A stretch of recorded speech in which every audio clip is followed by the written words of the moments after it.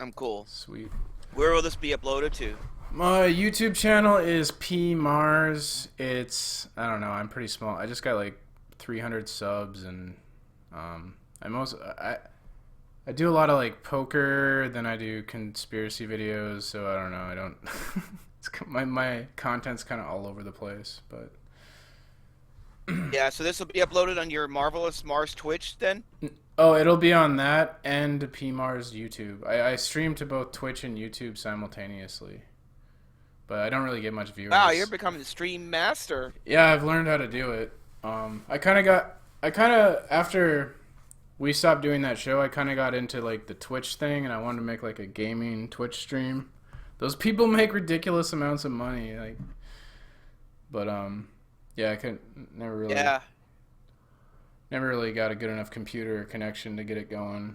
So, but I got, yeah. but I like this YouTube. I've been doing the hanging out in these flat Earth communities. Although, like, I'm pretty much banned everywhere now. So yeah, that's the state of the truth movement, right? Flat Earth, Yeah. and then I like I was trying to be open minded, man, because who I think it was Foxgal and Darkstar kept talking about flat Earth. This was a couple years ago, because I think Yeah. they like watching those sort of new agey videos a little bit, and flat Earth was kind of in that. And I mean, because I believe we live in a scientific dictatorship, Aldous Huxley and all that. So I was like, I thought I'd give it a chance. Maybe the Earth was flat. Who the fuck knows? I mean, like, they do raise a good point. Like, you can't So just glad you got out. yeah. So glad you got out of that, Pat. I do think that there's a scientific priesthood, Right. but I think that the flat Earth is a part of I'm more mainstream in the sense that I agree with I'm a big fan of Neil deGrasse Tyson. Oh, I'm I not. think that he I still think he's an actor. I think he's a Norlord mouthpiece. But well, I mean, I think that I don't know. It's like I don't know how to process this, but I think he's trying to get children into science, into learning about it, and he's a big promoter of science education. And I think science education is the best way to fight. See, a scientific priesthood happens when a small few elite know that no science, and the rest of the public yeah. is ignorant, right? Yes. When the rest of the public is scientifically illiterate, and a few people at the top are illiterate, that's when you have a scientific priesthood. So I think that flat things like flat Earth and things that promote um, things like that are more, I think, tend to promote scientific illiteracy. Mhm. And I think that Neil deGrasse Tyson is fighting scientific illiteracy. So I view him. That's why I view him as a even if he is main. Mhm. Um, I think that he's one of the better voices in it. I don't know if I'm explaining this in a good conspiracy format. Yeah. Everyone's gonna think you're a shill. I know, I know. Who's gonna think that? I'm just joking. Like the viewers, Everyone? the flat Earth people will think you're shilling for the Neil deGrasse Tyson, or I don't know, whatever. I'm just joking, but Well, I think that space travel and space. See, this is my main agenda now. Is that we need to get off of Earth, and that's the way to free ourselves from the establishment. Because see, I look at it like okay, like Earth is like Europe in 1400. What we're going through right now is an exact repeat of what happened when America was discovered. mhm. Yeah, let's go back and recap the history of this. Around 1400, 1500, during that period, first we had the Crusades. Okay, and the war in Iraq today is like the modern day version of the Crusades, right? You follow me? Okay, yeah. Right? The war in the Middle East is like that, right? So, and then we had the Black Plague in the 1300s, And the Black Plague is kind of like AIDS is like today's version of the Black Plague. We already had that. Um, and then we had the printing press, Gutenberg. There's the internet, And right? today the internet is good. What? That's the internet. Hey, you know what's interesting Follow me? about that? Yeah, you know what's interesting? Quick tidbit. When the printing press was invented, that's when a lot of people started printing bullshit propaganda, and that's when the first flat Earth movement actually started. Was after the printing press. Really? And what a coincidence that after the Yeah. internet comes out, then another flat Earth movement comes out. Interesting? It is. And around 1400, okay, here another thing that happened during that time period was the Spanish Reconquista and the Spanish Inquisition, and there was a lot of there's a huge ramp up. See, a lot of people talk about Hitler, um, with regards to the Jews, but one of the things that I like to talk about is the Spanish and Portuguese hatred of the Jews back during the and that was like a huge Holocaust. Practically all Jews were expelled from Spain and Portugal when the Spaniards kicked out the Moors. So what's happening now with Europe, like they want to, the alt right is kicking out is kicking out the non-European immigrants. It's like the Reconquista of Spain, right? And the Jew hatred in the conspiracy industry today is like the Spanish hatred of the Jews back in the 1400s. Are you following me? You see, this is all repeating. Mm-hmm. Yeah. Can you hear me? Yep. I mean, they say history repeats itself, right? And yeah, Yeah. I agree. And so all this stuff, and then there was a Reformation. And during this Reformation, there were a lot of wars that went on. There was a lot of fighting in Europe. In, like Huguenots and Celtics and Irish and British and know, people that align with the Catholics. The Catholics were the reigning power, the Right. reigning government. Protestants were the revolting. They were Well, the Freemasonry was actually established in, like Alan Watts said, in I think the 17th or 18th century to challenge the rule of the Catholics. That's what he said. right. What's going on now is a worldwide Reformation. Mm-hmm. Is a Reformation worldwide. What this Reformation is, and it's the whole it's the civil rights and the gays and the women, the Me Too, the feminism and all this political SJW-ish type stuff is actually a Reformation. Is Reformation 2.0. And what you're seeing, it's like, yes, there are injustices that go on both sides. Like sometimes the Catholics would take over, they would take back power.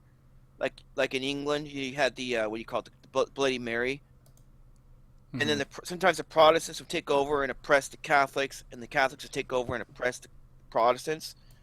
So overall, in the overall outline of history, um, what's happening is good, right? But there are setbacks along the way. If I'm making any sense. Sure. Like they go too far on the left with the man hating, white hating, and so on, right? But but there's such a thing as you're not being oppressed when someone else gets rights that you've always had, right? So in a libertarian sense or in a non-aggression sense, it's good. Do you really want to go back to a period when gays didn't have rights, women didn't have rights, so on? Do you want to go back to that? I don't want to go back to that. But you look at it as a repeat of the Reformation. There's bloodshed on both sides, and figuratively speaking, and literally speaking. I do think though, like there needs to be a balance of power between the sexes. And what's happened with giving Yes, women rights is, see, before women, like, if a woman got pregnant and she wasn't married, it was like she fucked up her life, because she couldn't earn money and stuff and take care of a family. And now, because like women used to need men for that, and now women don't need men anymore, but men still need women because we need sex, I guess. And I just feel like there's this shift in power where like women have more power in relationships now, and they don't need men at all, where men still need women, and it's It'll swing back yeah. though. It'll swing back though. It always does. It'll swing back though.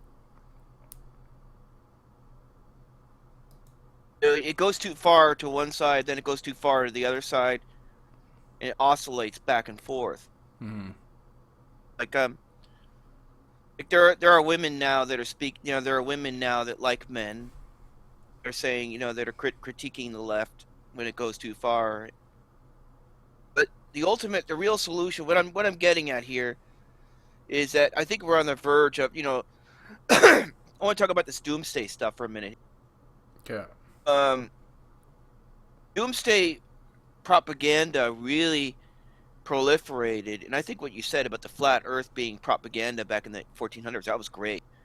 That was gold. I think that, and I didn't even think of that, but that's a good point. But I think that the propaganda, the doomsday propaganda, okay, like the left is starting to actually embrace Alex Jones style doomsday propaganda now. The scientific community has gone too far in saying that humanity is going to go extinct in 100 years because of global warming. And I've seen some stuff online, like people wearing, get your backpack and everything, stuff from the mainstream and the left saying, it's going to be like Mad Max. And I'm starting to see things from the left that are starting to sound and remind me an awful lot of the Christian doomsday, Alex Jones type stuff, right? So, Yeah. In Europe in the 1400s, you had a lot of doomsday propaganda going. But I think what it comes from is a collective sense of claustrophobia, because this planet is finite and we're trapped on it. We're trapped on it by our lack of technology and the speed of light barrier. That we can't go to any other planet and settle because it's just too difficult. So because we're trapped on this Earth, we're basically trapped on this Earth with this oligarchy that rules over us, right? Yep. This planet's ruled by these billionaires, right? And these billionaires are becoming more and more entrenched in their power. They're becoming kind of like the European nobility. Like they ruled Yeah. Europe. You were either a serf or you were either a peasant or you were an upperclassman. So Yeah. America kind of became this sort of outlet for Europeans, for poor Yeah. Europeans, basically the serfs, the rejects from Europe. I feel like it's a modern day feudalist system. Like we're peasants, right? That's what it feels Right. like. Yeah. So if we want to be free and establish if we want to establish a society where the individual can be judged as an individual, we have to get off Earth and start and unlike America, it's like if you could do it America again, if you could would you do it? How would you do it? Would you do it right this time? Like before, okay, when America was founded, it was all men are created equal, and treat people as individuals, but blacks are only 3/5 of a person. It was a compromise, right? And which led to enslavement, which led to people being treated basically on a level of medieval torture. I mean, think of the worst torture implements of the Inquisition. Our country accepted that with regards to blacks. Right? Our country, people talk about when did America fall? Did it fall when the Federal Reserve Act in 1913? Did it fall in 1933 when Franklin Roosevelt took the gold? No, it fell right in 1776. As soon as the Continental Congress decided to make a compromise with the South and allow slavery in.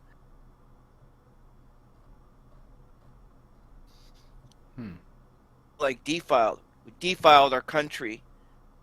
Kind of like if you look at idolatry over the place, I should try to probably tell you what I think what idolatry is, and I've had some revelations to me about what I think that the ancient Israelite practice of hating idolatry.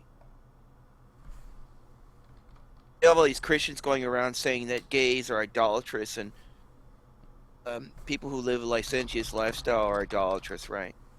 But Israel was a break from. It was the first constitutionalist society ruled by Torah judges to interpret the. What does that sound like to you? Does it sound like a constitution? You broke up. You broke up there. Individualism? You broke up there a little bit. Israel was Okay, ruled. can you hear me now? Yeah. Israel was ruled by a Torah, which was an objective law, and judges to interpret that, right? Okay. Talmud and they Hey, would Rick, you know what you should argue do? and back and forth.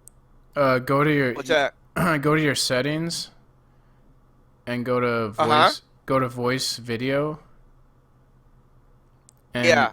take the input sensitivity. You don't have that. Uh-huh. To put the input Turn it down? Yeah, put it all the way to the left because I think you're cutting out because of the input sensitivity. How is it now? It's good. Did you get the input sensitivity or the volume? Let's hear. I can't hear you now. You want to put it on the input sensitivity. I slide it all the way to the left just so it always picks up my voice. I hear your voice. Yeah. Did you see what I'm saying? Did you check the settings? Yeah, I'm checking it now. Settings, then you go to voice and video on the left, and then input mode. Oh, in the browser, you mean? Yeah. In the browser. Okay, so click Wait a minute. Uh-huh. user settings. It's at the bottom. Then on the left, voice and video. Click that, and then it's input device, and then under that. Wait a minute. Okay. User settings. Okay, I see it now. Okay, yep. Click that. All right. Then on the left. I see a thing that says two. Okay, voice and video. Okay, I see it now. Voice and video. Click that, and then there's input device, and under that is input mode, and then input sensitivity, and put the sensitivity all drag that all the way to the left, because I think you're cutting out because it's not picking because of that input sensitivity thing. So. Yeah. How does it sound now? How is it now? Yeah, now you won't cut out. Yeah, you won't cut out now. Okay, now we can have a conversation. Okay, thanks. So the Torah law continued from there, I guess. Sorry to interrupt you. Yeah. The Torah, if you think of the Torah, okay, as a constitution, and you think of God, okay, Yahweh, as being an objective standard of morality. Because before that, right, you had in Babylon and Egypt, Sumeria, you had the king ruled, you had a worship of a god king, like a pharaoh or whatever. Mm-hmm. People worshipped king, right? And whatever the king says goes, right? Right? Yep. And what gives us away is that Israelite scripture, that scripture in Samuel where Israel asks for a king and they get rebuked for that by the prophet. That's declared, right? They asked for a king, and they said, we want to be like the other nations. Okay, what does that mean? All right. So Israel then backslid into immorality, or they backslid into fornication and idolatry. So if you look at it as a secular humanist kind of way, you following me? You hear me? Yep, secular humanist. If you look at it through a secular humanist lens rather than a religious lens, idolatry becomes the worship of a human being rather than the worship of an abstract ideal. Okay. Yes, I agree. So if there's only one God, and there shall not have any idols before me, and there's only one God, right? Right. So that means that a human can't be a god, Therefore, a king can't be a god. Right. Therefore, everyone is judged equally under the law, under a law, That makes right? sense. We definitely live in a very And see, the Israel, what? our culture is like focused on idols, like celebrities, sports stars, politicians, like idols everywhere. Like Yes. But the ultimate idolatry for America, America sin. Okay, because sin in Greek is falling short. I've heard Christians say that sin means the falling short, falling or missing the mark. That's what it means, missing the mark, right? So right. sin is a relative term. You cannot sin if you don't set up a standard to sin against. You sin against your own standard, right? So Israel sinned against its God because of lack of faith, right? Israel set a standard for itself. That we're going to have this society. We're going to go west. We're going to go and establish this kingdom or this society where we are ruled by judges and a Torah, and under the rule of an objective God, under which no man can be king, and there's only one person who's good, and that's God. We're going to establish that, but then they broke that. They wanted to be like the other nations, and they started falling for these idols. So fornication in a more spiritual sense or in a more metaphysical sense, it's not fucking like going out and sleeping with women or men or whatever. Fornication is a more of an ideological thing. Is that you're fornicating with an idea that is like the old world. Okay, it's like you're slipping back, you're backsliding into this I like that old analogy. world privilege. So yeah, so if you look at these southern plantation mansions with their white pillars, okay, in the front, their white portico, their columns and their glorious, cypress trees or whatever you call them, those hanging vines that they have down there, and they romanticize it. And, the southern gentleman, the genteel Yeah. southern aristocrat, right? They imported all these expensive things from Europe, right? And they had these slaves, right? That's like idolatry. That's like that would be kind of like analogous to an Israelite accepting a Babylonian idol. That's like, why do you want to go back to your vomit? Why do you want to go back to Europe? Go back to a system where there's feudal slaves and feudal masters. Why would you want to re-implement that here in supposedly the land of liberty? And that's why it's such a defilement. See, this is why slavery in America was so bad. It's not that Cuban American slavery is worse than Cuban slavery or worse than Brazilian slavery. The reason why it was so bad is because it was so bad relative to what we had set for ourselves as a standard, that all men are created equal. See, Right. from whom much is given, much is expected. We were hypocritical It's right kind of off like the it's kind of bat. like saying, yeah, So I guess the But it's also an the issue with Constitution's been thrown out since day one, I guess, right? that's kind of what I'm saying. Mm-hmm.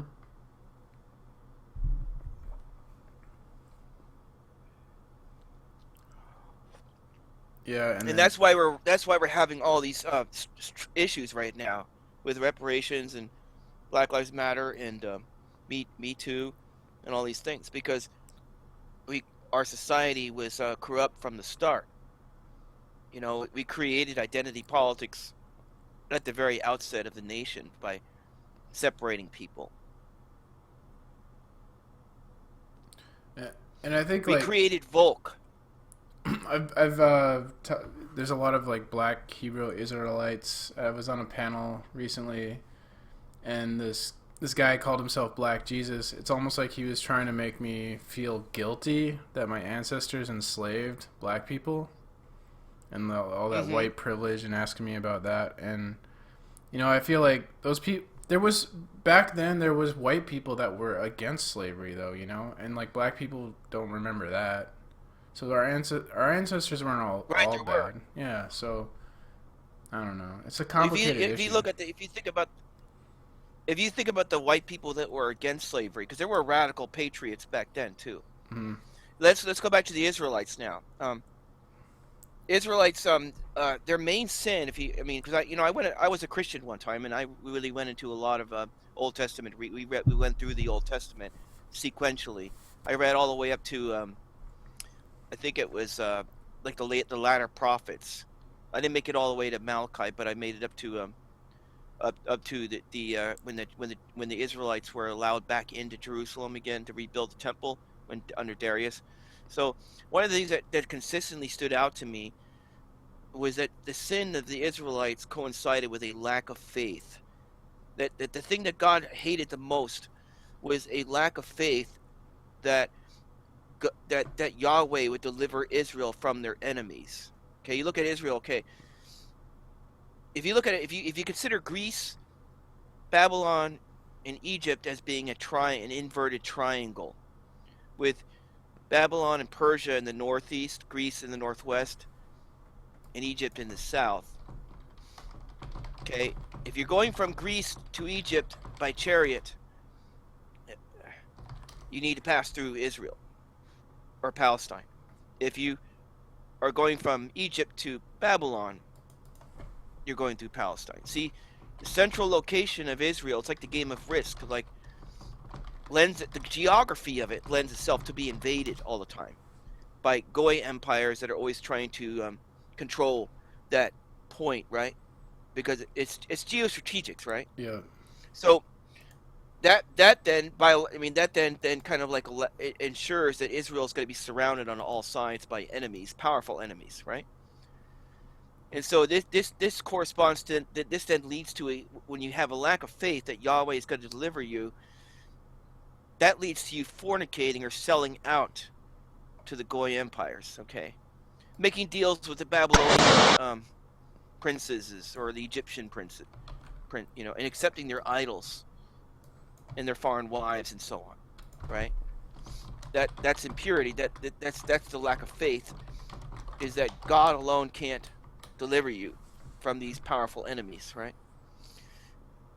And so now let's make the analogy with America. Let's talk about the lack of faith in America. The lack of faith was that freedom alone itself would be enough to that freedom and liberty itself as an ideal would triumph over England eventually. Mm. The colonists lacked faith in that. They chose unity over freedom, unity over liberty. In other words, the Northern Patriots, okay, in Massachusetts and New York and so on, made deals with the Southern delegation. In the South, you have these really super rich aristocrats, right, who were plantation owners and landowners, right? They were powerful, and a lot of them were nobles that had been given land grants by the king, like the Welch family, from which the John Birch Society. He comes from that.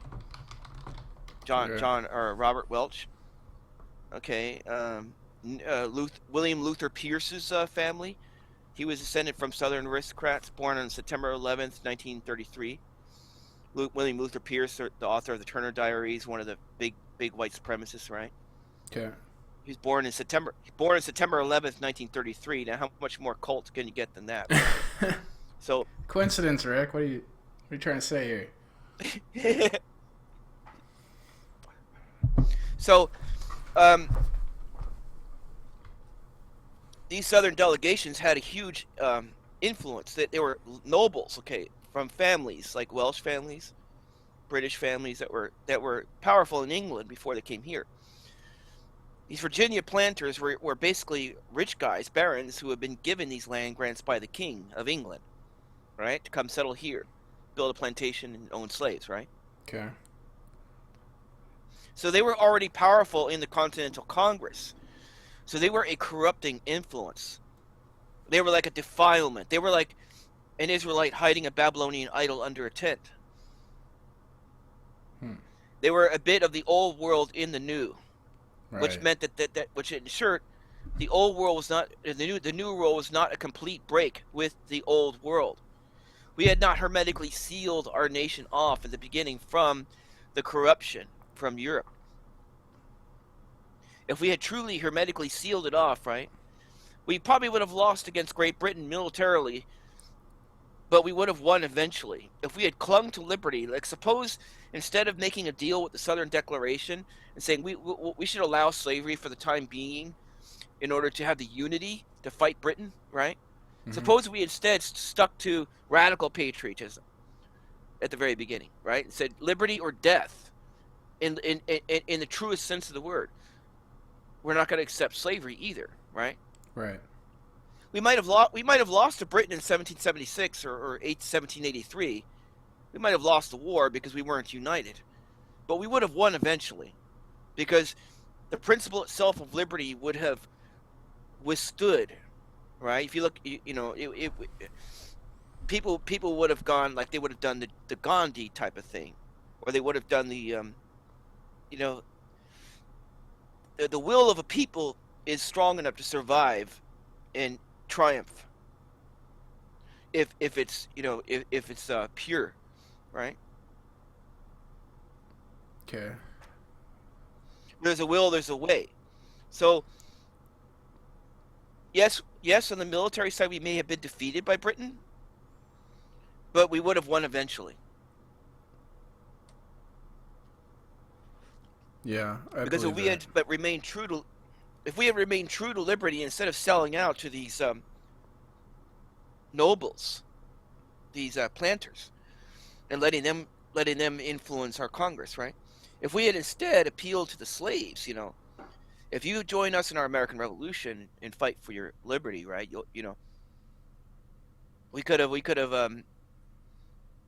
the poor whites in America could have teamed up with the poor blacks and overthrew Britain and established a truly free society where the individual is truly judged at the outset rather than this halfway compromise situation, right? Right. That makes a lot of sense. That's what purity means. Purity means staying true to your ideals and rather than selling out. I guess I've So we been. accepted idolatry, and the idolatry. Yeah. Hmm? I was just. I mean, I've been. I think about how we ignore the Constitution today, and I suppose it does stem back from way back then when we said man was created equal, and then we allowed slavery at the same time. So that was like the first blow to like the Constitution doesn't mean shit after that. Right.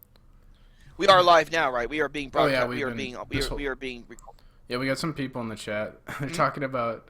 We got some people in the chat. Dark Stars here, Oh and wow, where's the chat at?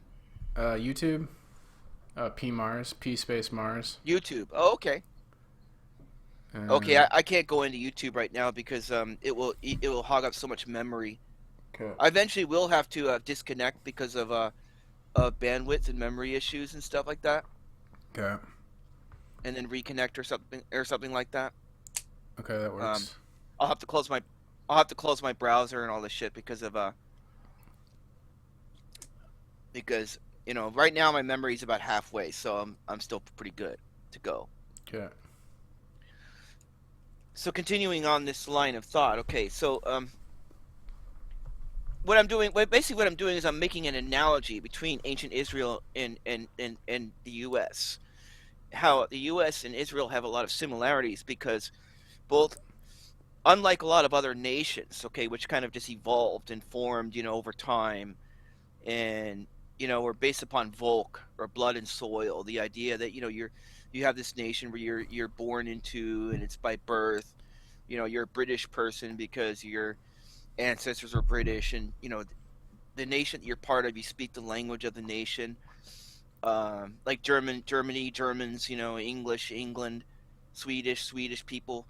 Like the ethnicity and the nation are kind of combined and together, and the nation is it's called an ethno-state or an identitarian. It's what the alt-right calls it, and the alt-right's promoting this, which is a form of idolatry because what they're doing is they're worshiping race and nation. They're worshiping birth and DNA and blood and soil over the principle of an abstract principle, say like um, freedom and rights for all, or something like that, or um, individualism as a concept, right? So America is what is called a proposition nation. I.e., in other words, you deliberately go and say we're going to create this nation and we're going to accept everybody as long as you agree to this law, this constitution, which guarantees you rights. Right? Doesn't matter what nationality you are. We're going to accept you if you agree and abide by this. It's not by blood. It's by philosophy, right? Mm-hmm.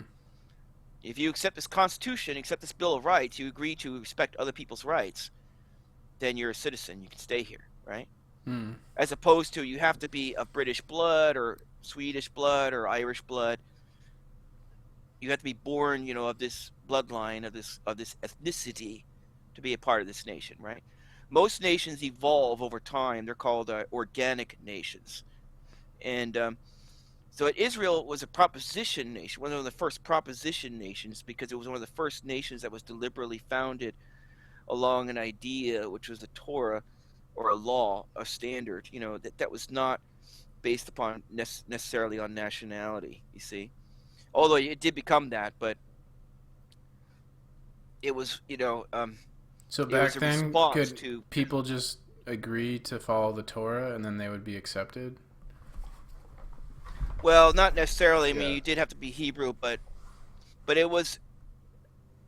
I mean, it's not quite the same, Right. but there's an analog to it. Okay, Okay. um, it's a country that's based upon a law, as opposed to based upon an abstract God rather than a real God or a physical God, I guess you could say, a God that you could see in the flesh, right? Right. They abstracted God. They said God is this being, this supreme being that created the universe that we can't see, hear, or touch. You just have to have faith and accept that He will exist.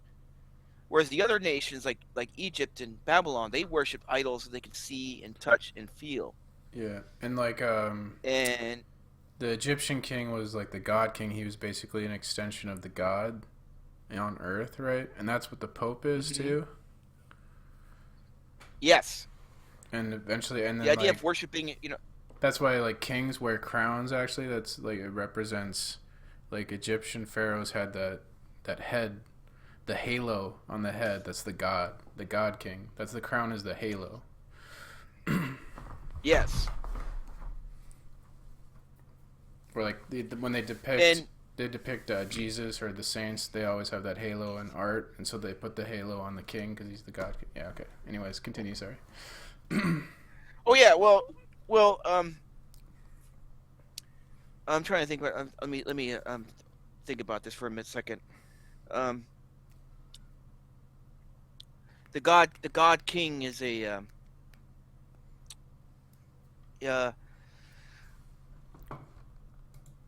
and I need to talk about reforms.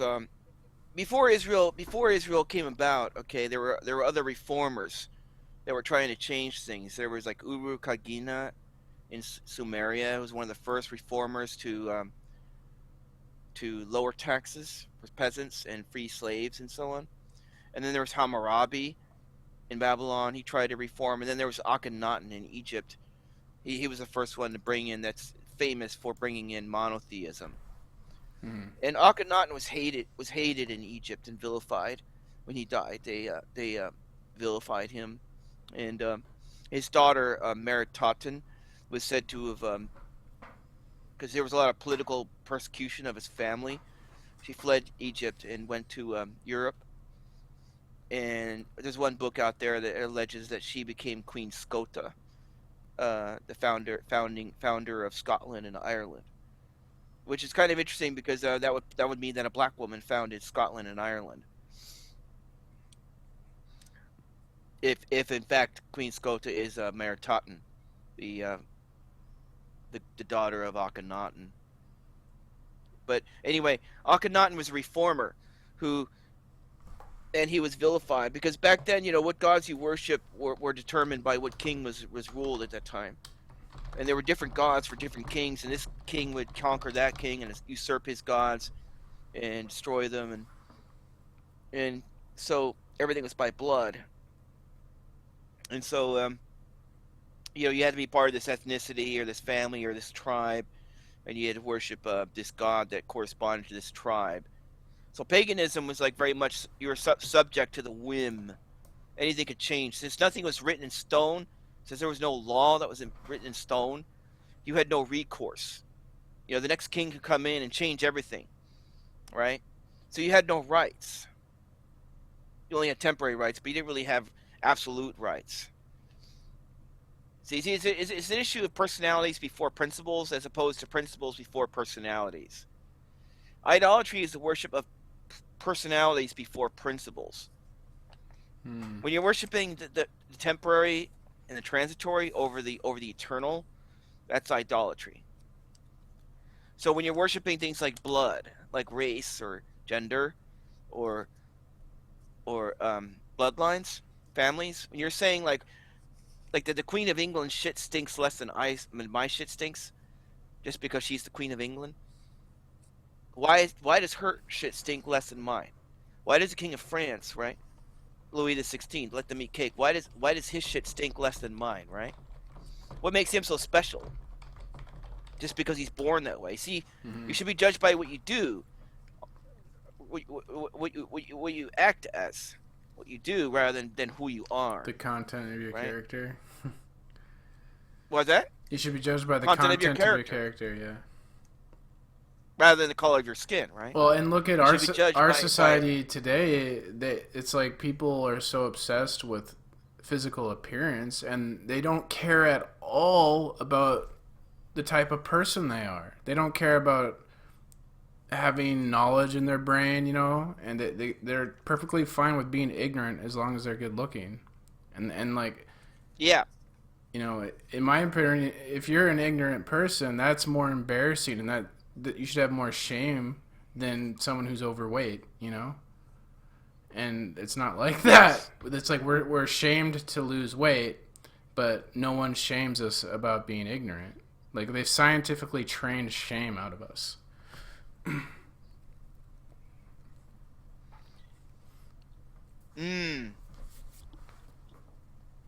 Yeah. Yeah, right. They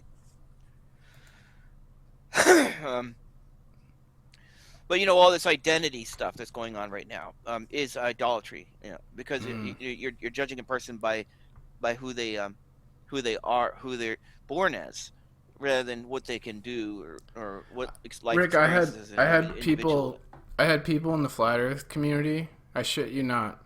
They would decide between whether the Earth was a sphere or a flat plane based on people's personalities. They'd be like, "Well, the flat Earthers are nicer to me than the ball Earthers."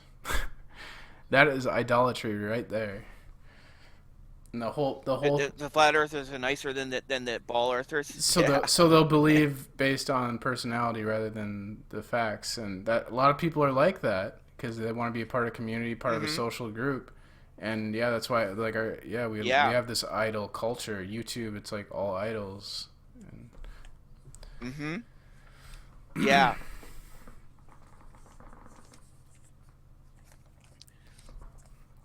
So getting back to the Neil deGrasse Tyson thing,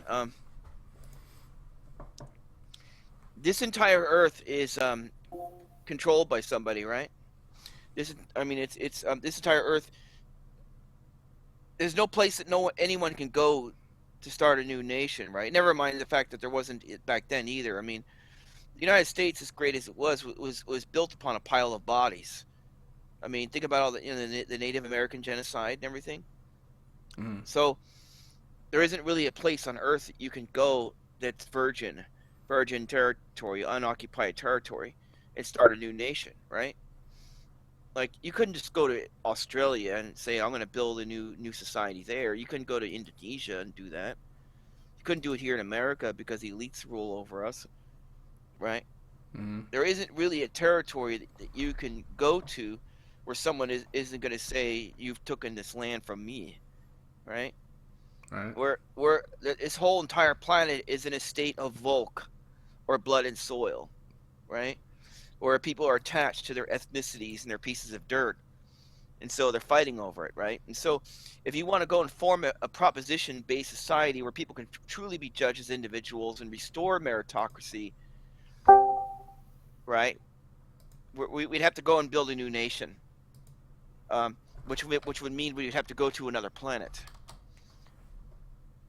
which would mean where everyone can have their own piece of real estate, right? Right.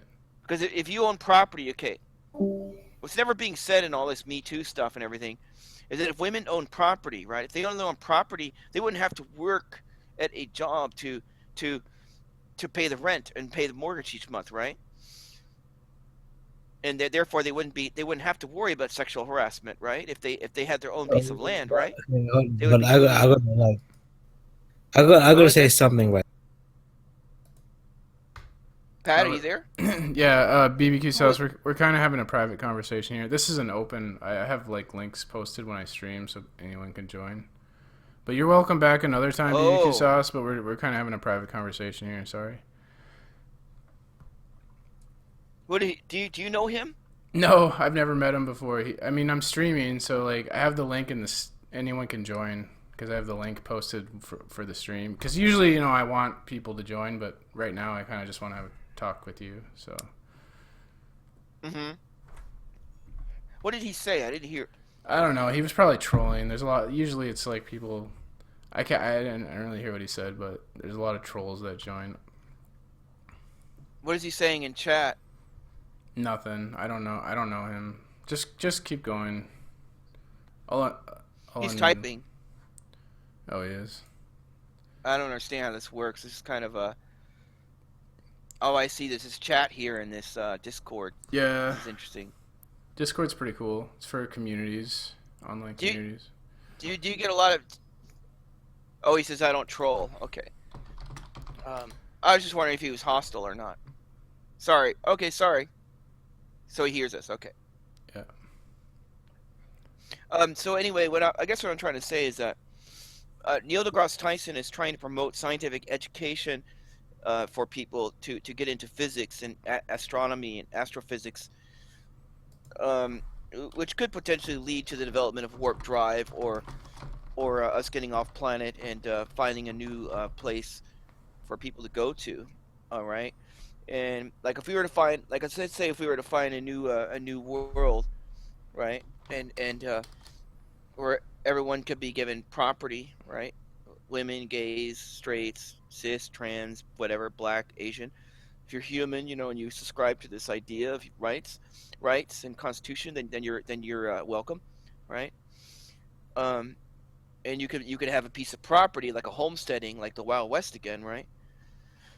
Um, then such a society would not have these conflicts. Your ancestors stole this land from my ancestors, right? Because we would have all been starting off from ground zero. We'd all be starting off on a level playing field, and so such a society then would be a free society. Then Hmm. it could be a free society, and the distance between here and Earth, between the Earth and the planet, I mean, the distance also would make it more difficult for the elites to extend their long arm of control. So, are you Especially if you. What's that? are you familiar with that show, The Vikings? That's on. Is it on History Channel? Not really. I know about it, but I haven't watched it. There's kind of like I that's the one show I watch. I don't really watch much TV, but there's a story arc taking place right now where one of the main characters has taken some people from where's this is the Viking homeland. I can't remember, like Scandinavia or something. I don't know. Taken Scandinavia. Yeah, I've taken them from Scandinavia and they've gone to Iceland to form a new society. And Yeah. it's like he was trying to create this society where, yeah, like you're saying, like everyone's equal and we're going to do things different. We're not going to kill each other. We're going to treat each other with respect. And like right away. Where is this new society that It's they're going to? Is it America? Is no, it they're Finland? going. They're doing it Finland? they're doing it like in Iceland, like when the people started going to Greenland and Iceland and all that. Or maybe they're in Greenland actually.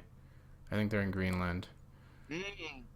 And so there's like no one there, and they're the only ones there. So it's pretty much like the same scenario, you know, like if you went to another planet, and they're trying to form this society like Yeah. that. But like right away, there's problems. Like the people don't get along, and as soon as one person does something to someone else that's not right, then the other person's gonna want revenge, and like it creates problems. No, I'm not saying it's gonna. Yeah. I'm not saying it's gonna be a perfect. I'm not saying it's gonna be a perfect society that people won't fight. Mm. But at least people won't fight about stupid shit like race and gender and what you're born. You know, these stupid things that you're born with. You can't help being. You can't help being gay. You can't help being black. You can't help being white. Right? I heard someone If made you're gonna fight, you should. I heard someone make an interesting point that like we're just tribal, and we kind of just need like an enemy or something to hate. Like there's places in the Middle East, in Africa, where like they look exactly the same, you know, but they hate each other because they're part of different tribes, even though they're both like they both look. You wouldn't be able to tell the difference except for by the tribal markings, but they're still like. So you don't necessarily need Oh, race, and like people hate each other. Yeah, yeah. for yeah. Europeans did that too. I mean, it's all over the world. And I'm not saying you shouldn't fight, you know, but if you're gonna fight over something smart, like fight over philosophy, or fight over actions or philosophy, you know, Right. fight because this guy's a jerk and he's an asshole, not because he's black or because he's gay or because he's white, you know. Mm-hmm. Oh, that makes sense. Can't yeah. help being, you know what I'm saying? I think that the people who control our societies, they like know that aspect about us, and they have like a good job of misdirecting our hate away from the rulers towards like stupid shit, right? Like we should be hating these people that are enslaving us, right? But no, we're gonna hate, you know, the guy who doesn't like the sports team that we like or something, you know? Yeah. The stupidest shit of all to fight about, though, is a fight about the stuff that you can't help being, that you're born with.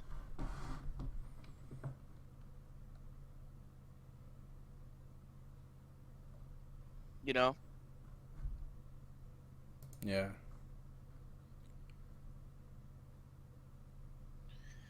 And, you know, the number one thing that dogs us is history. See, that's another thing I want to talk about history.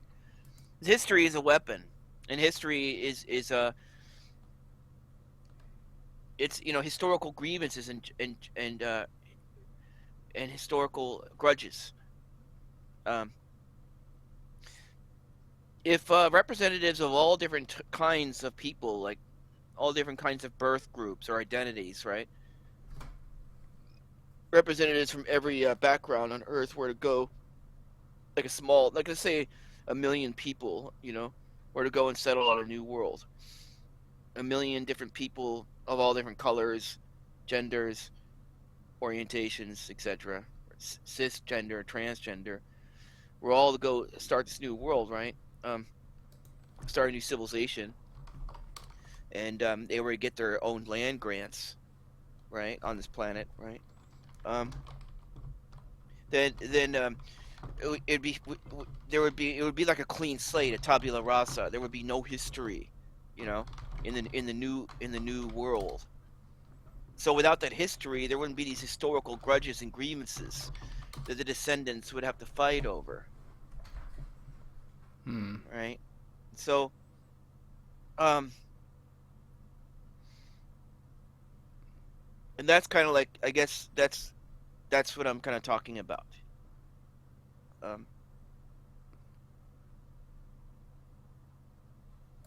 You'd start your HoneyRadiance Society.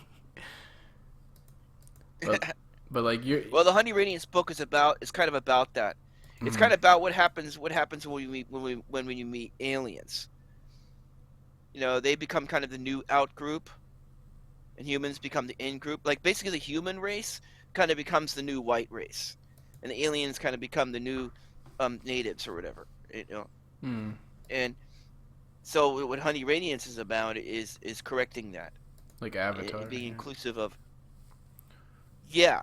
Except I wrote my book 20 years before Avatar. Avatar ripped you off. You should sue them.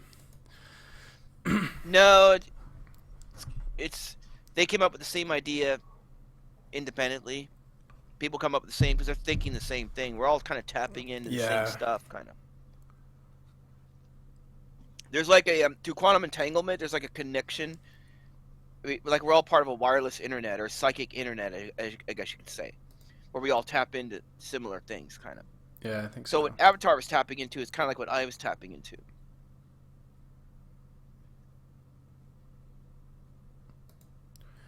Yeah, I just hope the aliens aren't our Hello? overlords. I just hope the aliens aren't our overlords, because that would suck. I think I'd rather. Can you hear me? Yeah, can you hear me? Yeah, there was like a weird cut out there for a minute. Oh. Yeah, I just hope the aliens aren't our overlords, I guess, because that. What do you think about that scenario? Like, the aliens come here and they enslave us or something? I don't know. That could be a possibility. Yeah, I've been thinking a lot. I've been thinking a lot about that, about what the fallen angels are, and Mm-hmm. I can kind of describe what that is. Um, I can kind of arrive at a conclusion of what I think is going on. Um, so I'm going to explain it. All right. Suppose you have let's just take a suppose you have two civilizations in space somewhere. Mm-hmm. Go back at some arbitrary distant point in time before before humanity even, right? Before Earth, right? Somewhere else in the galaxy, right? Whatever we're thinking of doing, like if we're thinking of building a warp drive through the Alcubierre warp equation, they're working on these equations. They're getting better and better and better all the time. They've reduced it down. It used to be the mass of Jupiter. Now they've reduced it down to the mass equivalent to the size of the Eagle. The ship that went to the moon. The mass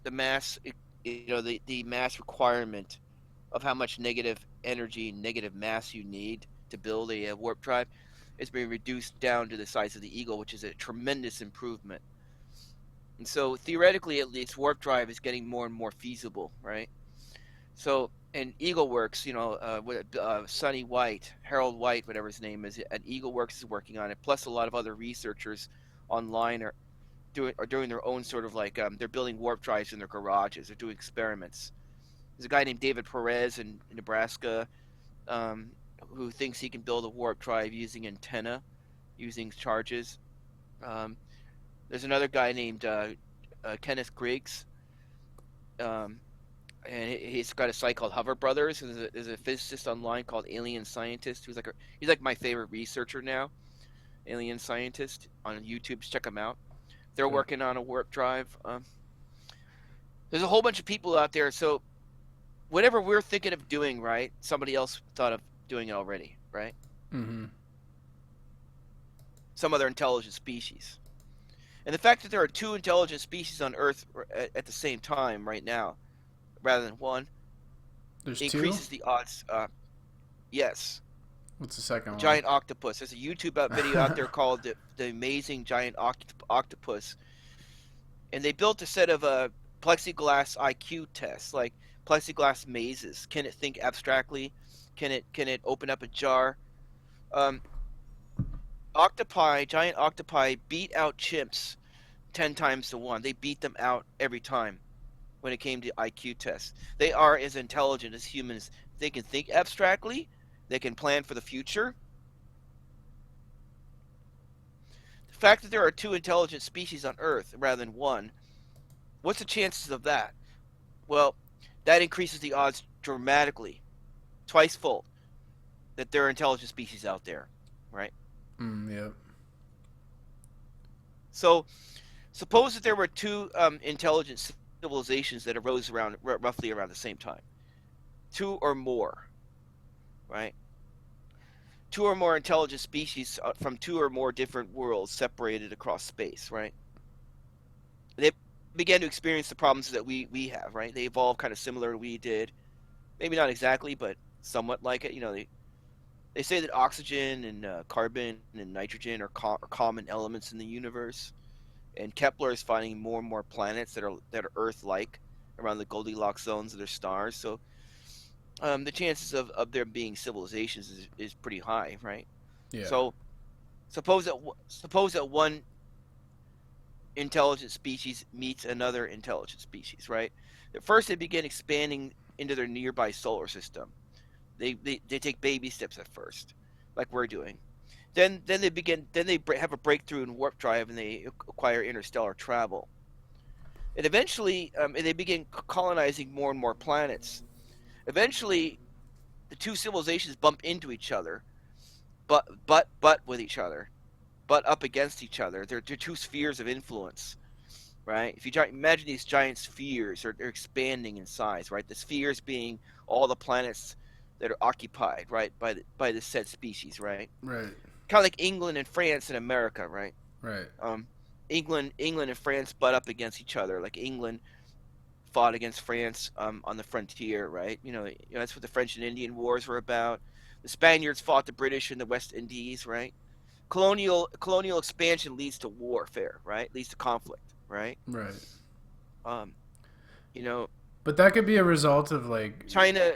our we're kind of ruled by psychopaths. Like, suppose there's like an alien civilization where their leaders are benevolent and kind, and there isn't slavery and stuff, and they might not just go and colonize places. They might be friendly. I don't know. Well, if they evolve similar to us, then they're probably going to be psychopaths. I They're guess. probably going to Yeah. rise to the top. Yeah. Psychopaths tend to rise to the top because evil knows no boundaries, whereas good, by definition, has limits, Yep. right? Like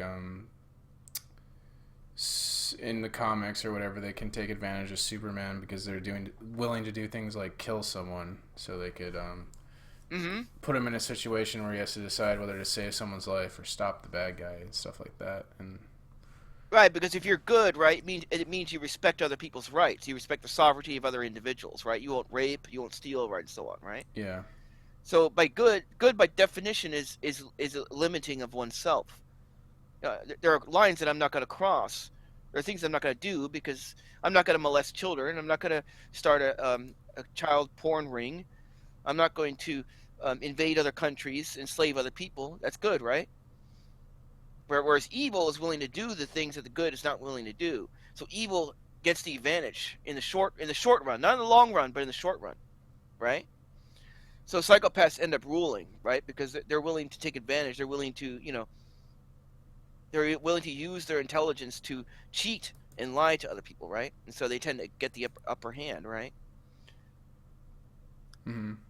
So if species evolve anything like us, then that means they're probably going to be competitive on some level, especially if they evolved intelligence the way we did, which they say we evolved intelligence by being predators. That eating meat is related to intelligence. The scientists say that. The evolutionists say that predatory behavior leads to. There's a correlation between brain size and intelligence and predatory behavior, or Okay. meat eating, right?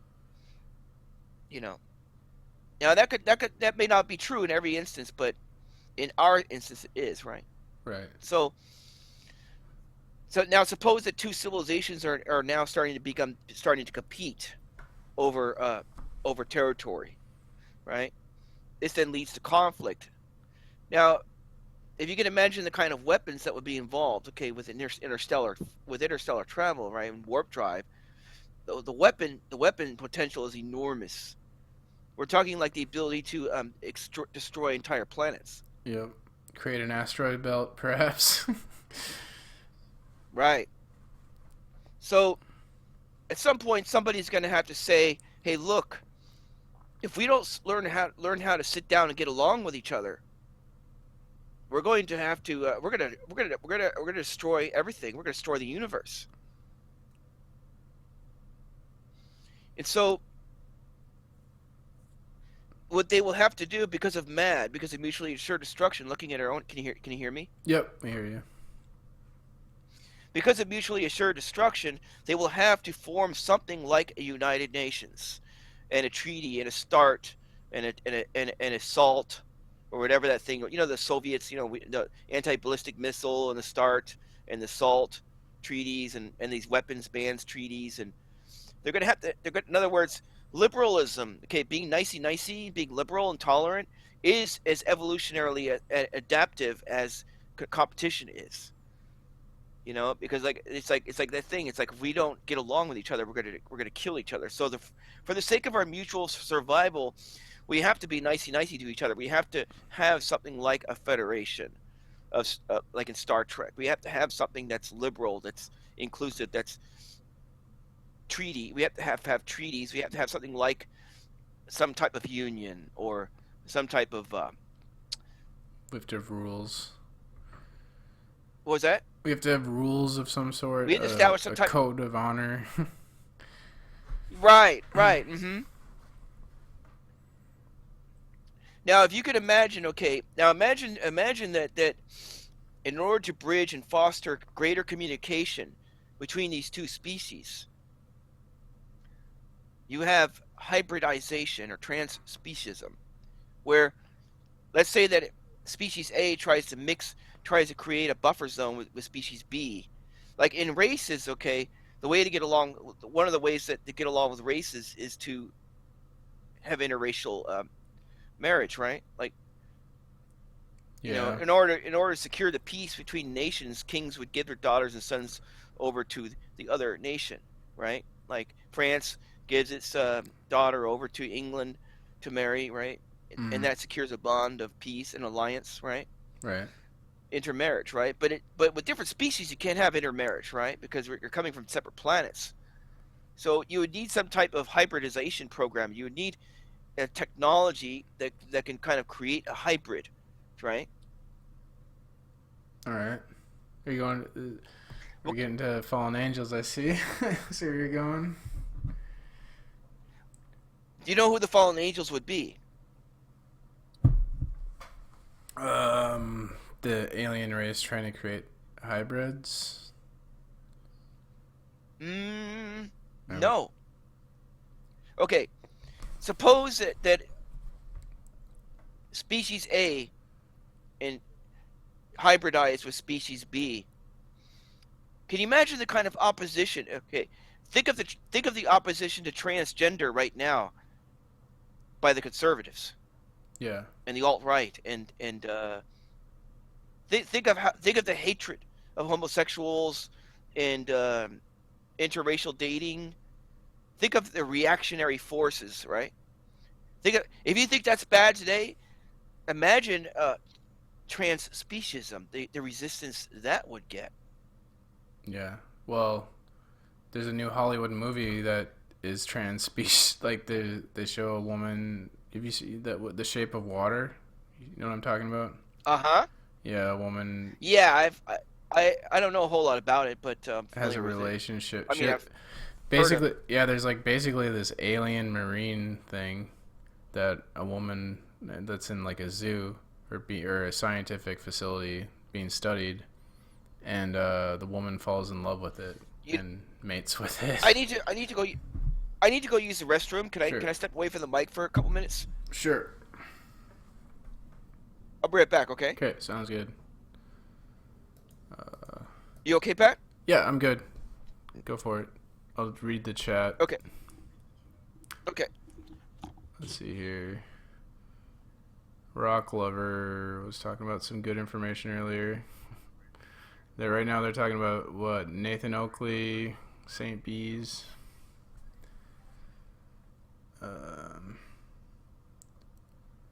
St. Bees has the highest tides.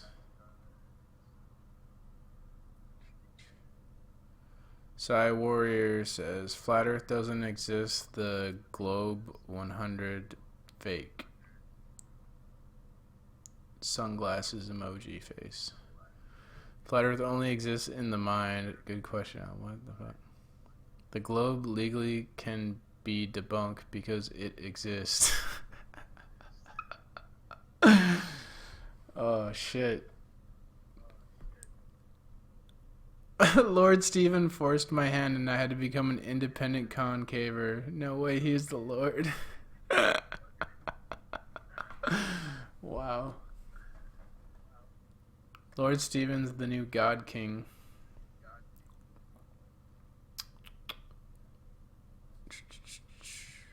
I'm gonna go back up to what Rock Lover was saying about Israel. Okay, Rock Lover says, to say no one died is just crazy. When I think about 9/11, the vision of the woman Edna surveying her world from the ledge haunts me. Moments later, she jumped. Fuck Israel.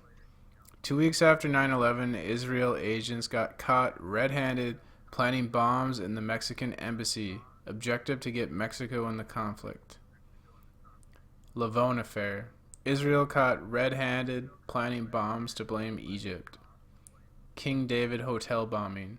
Israel caught red-handed. And the big one, USS Liberty. Israel caught red-handed to blame Egypt. The only thing I know about there is the USS Liberty. I believe I heard that on Alex Jones. Yeah, they tried to sink it, but the ship survived, and then the survivors blamed. Were like, we were attacked by Israel. The hell.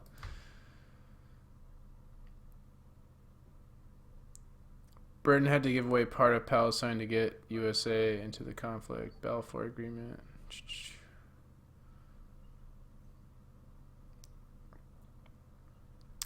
Flat Earth's Achilles heel is the moon. On every flat Earth model, the dark side of the moon would be visible. It's also concave's failure. Small near moon equals seeing the dark side. Good point. Okay, I'm back. Can you hear me? Yep, I can hear you. Okay. So, with the kind of resistance that you can imagine, what is the chat saying? They're just talking about flat Earth and stupid shit. Well, Rock Lover was talking about Israel being caught doing shady bombings and trying to get countries fighting each other. Standard Israeli shit. Oh, okay. You know, yeah, they're not really talking. We're probably boring them, but whatever. Fuck them. We're talking about ancient Israel. You know, Yeah. I distinguish between modern and ancient. Okay. That's totally different, right? Yeah. Yeah. You know, I mean, there's a connection there, of course, but you know, Yeah, when I talk about ancient it seems Israel, like these the things that play out on the modern world stage have like references to things of ancient history, don't they? Yeah. Yeah. So, what I'm getting back to, okay, with this hybridization program, okay, between two different species A and two arbitrary species at some arbitrary point back in time, for the sake of building a link, a bond, for the sake of keeping the peace, right, between two alien civilizations, right, hypothetically, there are going to be those that are conservative, that are from the warrior class, that were proud of their species, and worked hard to build their species up as an empire. And they're not going to like the idea of quote unquote cucking out. Don't use that word. Other to use the alt-right, or they would call it like faggoty ass or cucking out or whatever. They're going to use those kind of terms, right? You can imagine that, right? Yeah. That to them that would be like cucking out, right? that would be selling out, right? So yeah. These conservatives then who would violently resist that, then they would have to become outcasts then, right? Because there's no place for them in the new society, because the new society, the new society is built upon unity and trying to bridge over differences and divides. So the conservatives of each species, the purists, of the aliens, they're going to view hybridization much the same way that, like, let's say Black Power people feel about whites dating blacks. They don't like interracial dating. Or White Power people feel about black people dating whites, or about how people feel about homosexuals. You know, how traditional, how conservative Islamicists feel about homosexuals, or alt-right people feel about homosexuals. The people that are all into their race and identity and ethnicity, that are tribalistic and are proud of their civilization and proud of its achievements, and think of anything that's progressive as being like, right, it's cucking Mm-hmm. out, right? They're not going to like that, right? Yeah. So they're going to become outcasts, and in all likelihood they're probably going to be banished to the edges of the galaxy. See, there was war in heaven. Michael and his angels fought the demon. He was cast down out from heaven. I see where you're going here. What I'm saying is that the fallen angels,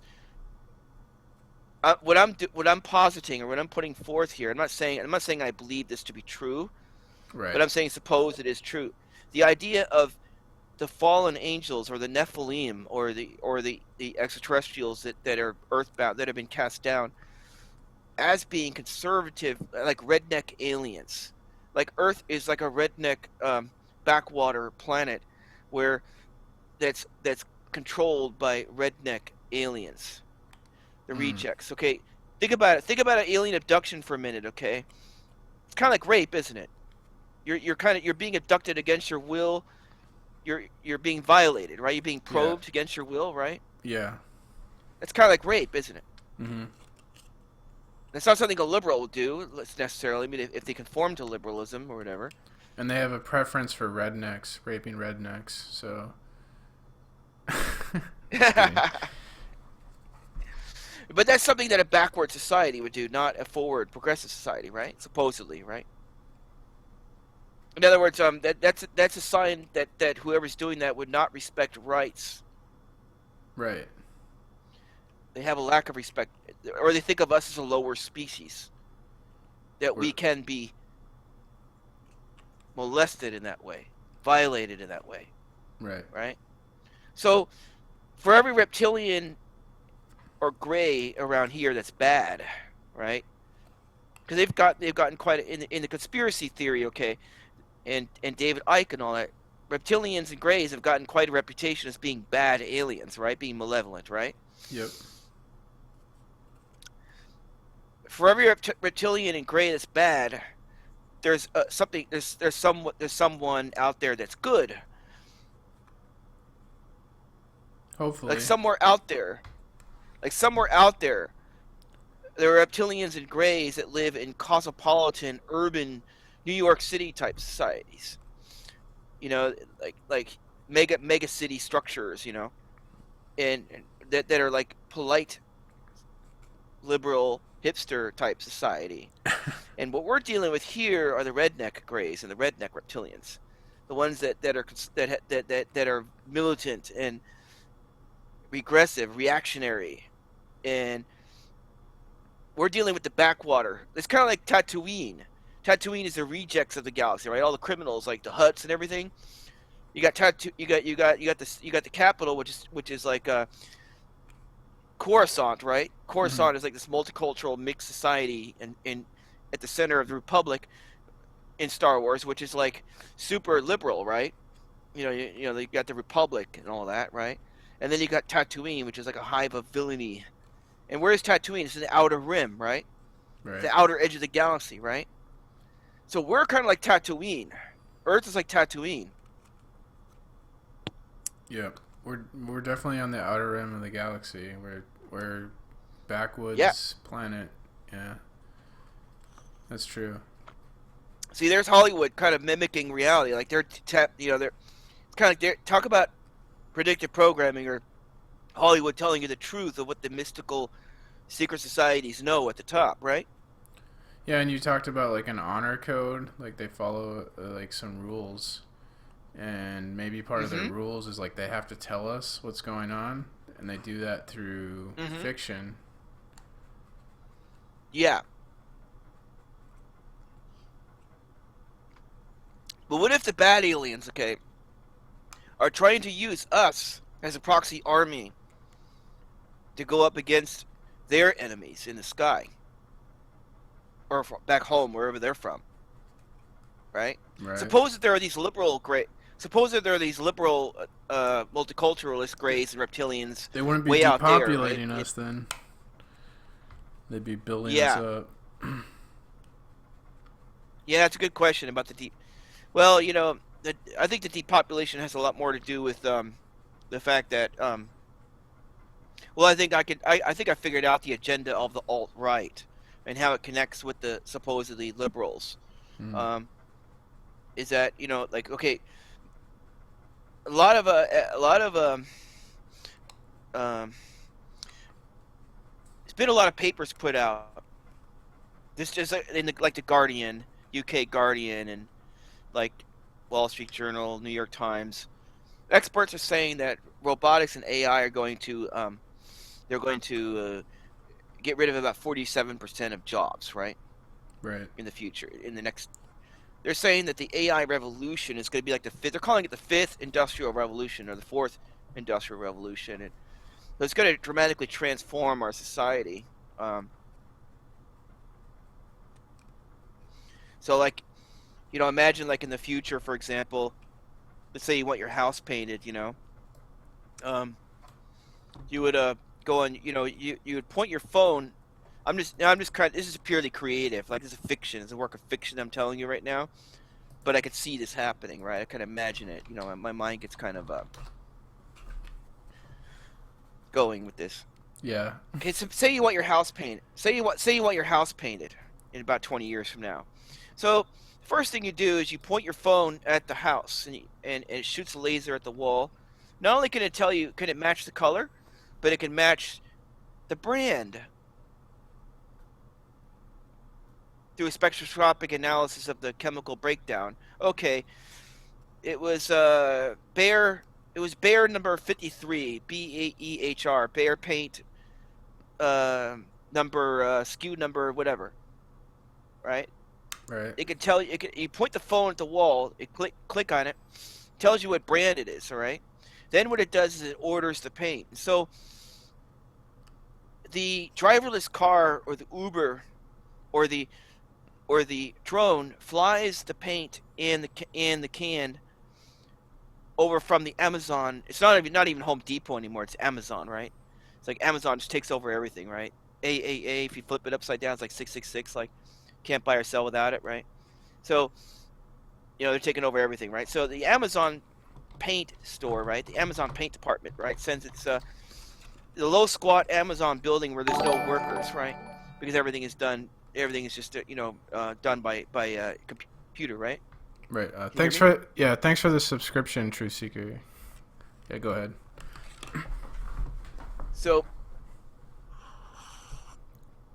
the Amazon car Uber takes the driverless Uber Amazon car takes the Amazon paint can over to your house, right?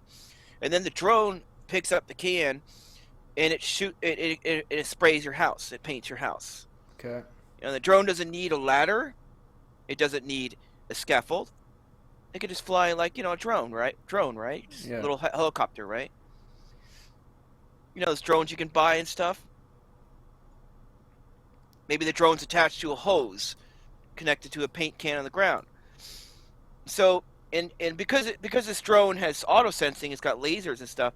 It can shoot lasers at your wall. It can map your wall out like Google Earth. It can build a 3D profile, right?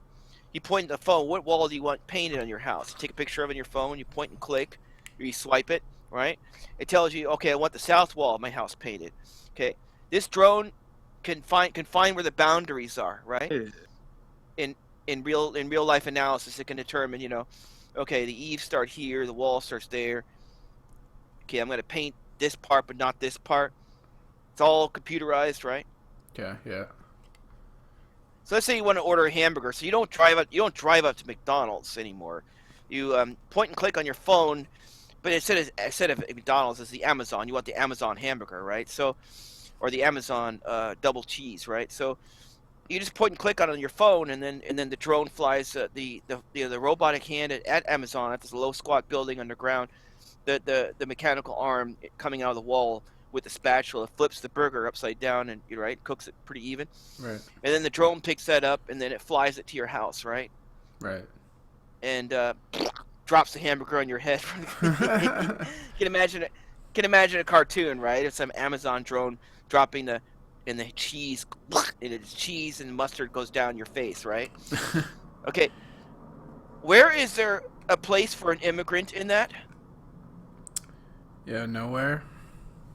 That's why we need to Yeah, populate. okay, immigrant as cheap labor, right?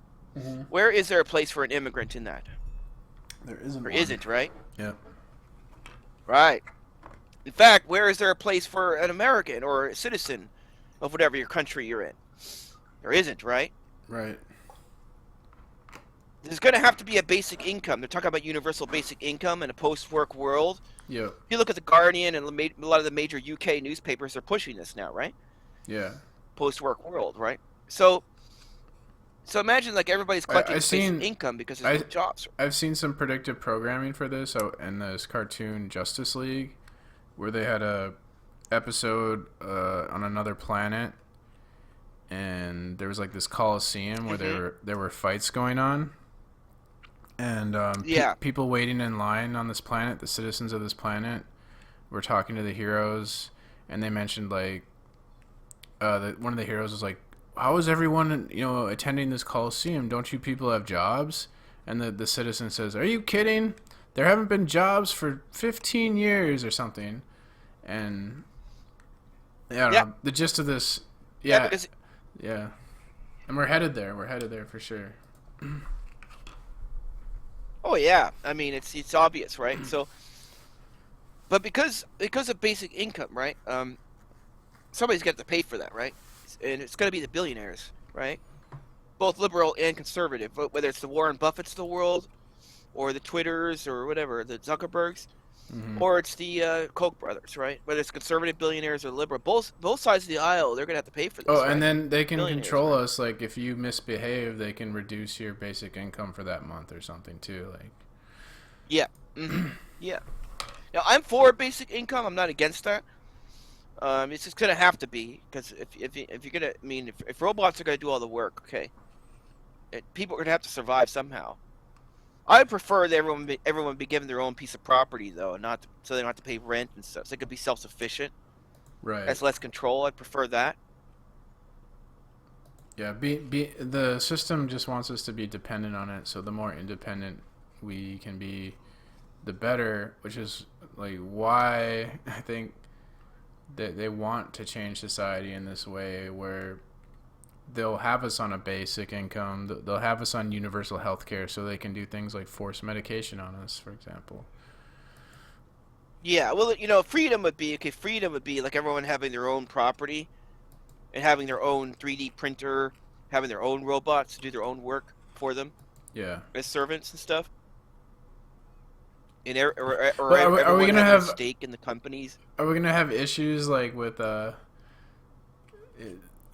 robots are gonna want civil rights? The robots won't want to be slaves. Yeah, if they're sentient, yes, they will. Yes. That would be an interesting future. That would be an interesting future. So, my point is that these billionaires, okay, they know they're going to have to pay a basic. They know they're going to have to pay for a basic income. They're going to have to subsidize everybody, because otherwise you'll have a revolt on your hands. If there's no jobs, there's 50% unemployment or greater, it's going to be like the 1930s. It's going to be the threat of revolution, right? So, in order to keep the control, in order to keep people satisfied, they've got to give them breads and circuses. Yep, that's what they did in that cartoon I was talking about. They distracted people with the fights at the Coliseum, and they even it's kind of like ancient Rome. They even mentioned in the show like we have to distract people from the poor health care and the shitty system by having these games. They literally mentioned that. Yeah. Yeah. A lot of people say, there's a lot of people on the internet, okay, that say that, that you've heard, that the Jews run everything, right? That it's a Jew world order or whatever, right? You know how I know it's not a Jewish system? How's that? It's because the script we're following is almost identical to ancient Rome. Right. Let me read you an article. Let me read an article here. I found this article. I think I have it here actually. Um, Yeah, I think maybe see here. the whole Jews and Jesuits discussion got us off the real players, which is like the CFR and the Royal Institute of International Affairs, and the Milner Roundtable groups. Well, they're all part of it. I mean, the Jesuits are part of it too. They're a big part of it. Yeah, Um, but it's really bloodlines, okay? It's if you want to know who's actually ruling the world, Celtic Rebel was actually kind of right about this. I think the Trojans, because if you look at England and France, all these nations were founded by Troy. Helen of Troy in Paris. England was founded by Brutus of Troy. It's legend. You know, Rome was founded by Trojans and Aeneas, Aeneid. You know, um, the Germanic tribes were supposedly founded by Priam of Troy. You know, I went and looked into this, okay, and I think Celtic Rebel is onto something about that. I think he's kind of right. That the bloodlines that rule Europe are Trojan, or might be maybe Trojan. This will also include, by the way, the Franks, which means the Merovingians. They're not Jewish. They're Trojan. And the Trojans, they were part of the, they were connected to the Hittites. Hittites were one of the ancient enemies of the Jews, so because they were in Turkey. So I'm trying to find this article. that's interesting. And then people used to think Troy didn't even exist. Yeah, Western Anatolia, there, Western Turkey. That's Troy. I'm trying to find this article though. Let's see here. I'm scrolling down through my bookmarks.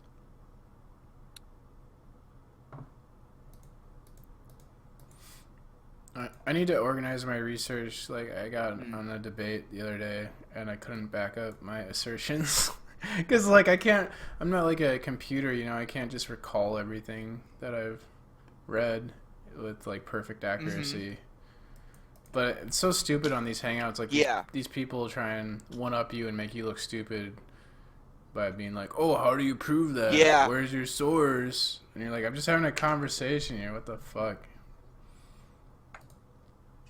The article was called "The Debt Crisis in Ancient Rome." Let me see.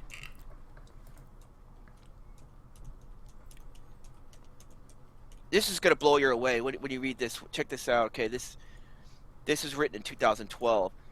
This is how I know it's not a Jewish script that we're running off. It's an ancient Roman script. Okay, Goya Empire, ancient Rome. All right. This has nothing to do with Israelites. All right. Okay.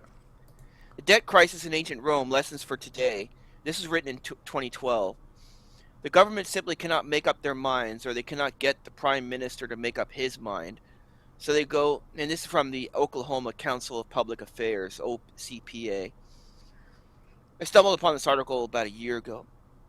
So they go on in strange paradox, decided not only to be undecided, resolved to be irresolute, adamant for drift, solid for fluidity, all-powerful to be impotent. So we go on preparing more months and years, precious, perhaps vital to the generations of Britain, for the locusts to eat. This is Winston Churchill in 1936 speaking to Parliament.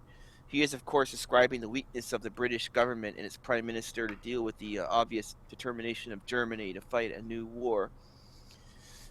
We do not necessarily face a new war now, but all over the world a crisis of potentially equal destructiveness faces us in the economy. The Congress of the United States is powerful only to be impotent, and whether in the United States, Great Britain, France, or Germany, the leadership is decided only to be undecided. These may indeed be the years that the locusts eat for billions of people all over the world. Debt crises and debt impasses are not new to history. The refusal of great nations to solve their debt problems has had catastrophic results from the days of ancient Athens in the 5th century BC right on up until our own time. Instructive examples include the fall of the Roman Republic, the French Revolution, and the rise to power of Adolf Hitler. Let's start with Rome in the year 60 BC. Rome was still a republic. It had the balanced constitution that was so admired by the founders of the United States. There was a strong chief executive in the form of 2 annually elected consuls. Their primary role was as commanders-in-chief of the Roman army. There was the assembly of all Roman people. This was democracy, but it was carefully checked by the power of the aristocratic Senate. No motion traditionally could be brought before the people unless sanctioned by the Senate. Most instructively, the Senate had complete control of the finances. The No Senate, consul could the, carry out any. the Senate sounds like the NGOs of Hmm? today. The Senate sounds like the NGOs we Yeah. have today. Mm-hmm. No consul could carry out any action without the financial approval of the Senate. That lesson was the reason why the founders of the United States gave Congress complete control over the purse strings, including debt and borrowing. In 60 BC, Rome was a superpower. It had a professional army, which was superb, but also a heavy drain upon the treasury. Rome had also allowed two great threats to grow up on her frontiers. One was in Central Europe, the tribes of Germans and Gauls, and the other was in Iran. In less than a century, Iran had grown from we're talking about Persia now. It was called Persia back then. Iran had grown from a divided and weak country into an economic powerhouse with a superb army, much underrated by the Romans. Iran held a great deal of Roman debt. Okay, who owns our debt today? China. Oh shit. China, right? China, yeah, that was me, dude. And Rome had a huge negative trade imbalance with Iran. Think China, the article says. This lack of foresight by the Romans in foreign policy, which was matched by their lack of foresight in fiscal matters. It was the belief of the most profound thinkers of antiquity, like Plato and Aristotle, that democracies are inherently fiscally irresponsible. The Athenian statesman Pericles, leader from 461 to 420 BC, was said to be the first politician to understand the true mechanism of power in a democracy, to get the people to bribe themselves with their own money, creating massive entitlements. This also had come to be true in Rome. The entitlements of the Roman citizens included everything from free food to free entertainment in the form of gladiatorial games and chariot races. Roman citizens also paid no taxes whatsoever. No politician in Rome dared to either cut these entitlements or impose taxes. All tax money was wrung from the provincials, who were not Roman citizens. This taxation system was corrupt and oppressive and led to the hatred of Roman power by provincials all the way from Spain to Syria. However, even with the taxes from the provincials, the Roman treasury was empty in the year 60 BC. In fact, it had a huge debt. The public debt was matched only by the massive private debt. Every Roman seemed to think he had an unlimited ability to borrow money. This was also true of the Roman Senate. Bill after bill was brought forward to balance the budget and to pay down the debt. Massive infusions of money into the economy had no effect. Every sensible bill was blocked by the bitter partisan politics in the Senate. Roman political life was divided between two parties. One was the populares, that means literally the Democrats. They were the party of entitlements and an aggressive foreign policy. It is interesting to note, by the way, that President Obama has either started or enhanced more foreign wars than any Nobel Peace Prize winner in history. The other party was the optimists. That means literally the best people. But what it translates into is the party of traditional and Roman family values. They were, in principle, opposed to entitlements. In fact, they shoveled out entitlements. They were, in principle, opposed to entitlements, but in fact, they shoveled out entitlements as fast as they could. In 60 BC, a crisis of almost unprecedented proportion had been reached over the lack of a budget and the national debt. The two leading politicians of the day were Gnaeus Pompeius, known to history as Pompey, and Marcus Licinius Crassus. Pompey was, for the moment, a Democrat. Crassus, the richest man in Rome, was, for the moment, a member of the party of traditional values. Both wanted to be the leader of Rome, but neither had any vision whatsoever. However, both had problems in 60 BC. Crassus had made a deal with his business partners to bail them out of a tremendous debt by use of government funds. His enemies in the Senate blocked that bill. In 63 BC, Pompey had carried out an extremely successful military campaign of shock and awe in the Middle East. His political settlement was a superb solution to the instability of the Middle East.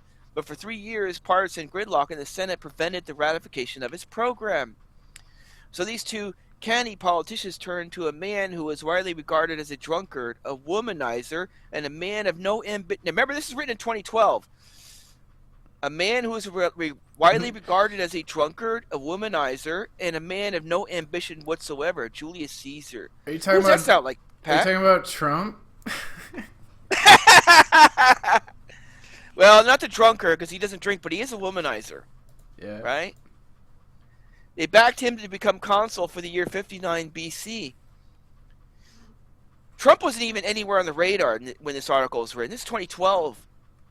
Oh, that's crazy. He Yeah. rewarded them by getting all of their wished-for legislation passed. And unlike his colleagues in the Senate and unlike Pompey and Crassus, Julius Caesar had a vision. He understood that the only solution to Rome's problems was a dictator for life, a king, in fact. And over the next 12 years, through the conquest of Gaul, through civil war, and by the complete manipulation of the Roman political system, he achieved that goal. As dictator for life, he solved the debt problem. He not only balanced the budget, but in fact the surplus of the Roman budget would be in the trillions of dollars in today's currency as a result of Caesar's strong action. One example, the private debt problem was solved totally by requiring all debtors to pay back the principal, but not the interest. It didn't satisfy everybody fully, but it got the job done. He filled the Roman treasury by wars of conquest. He made the economy so sound that the welfare rolls were cut in half, and he established an equitable tax system by which the inhabitants of the Roman Empire worked 2 days a year to pay their taxes. The frontiers were safe.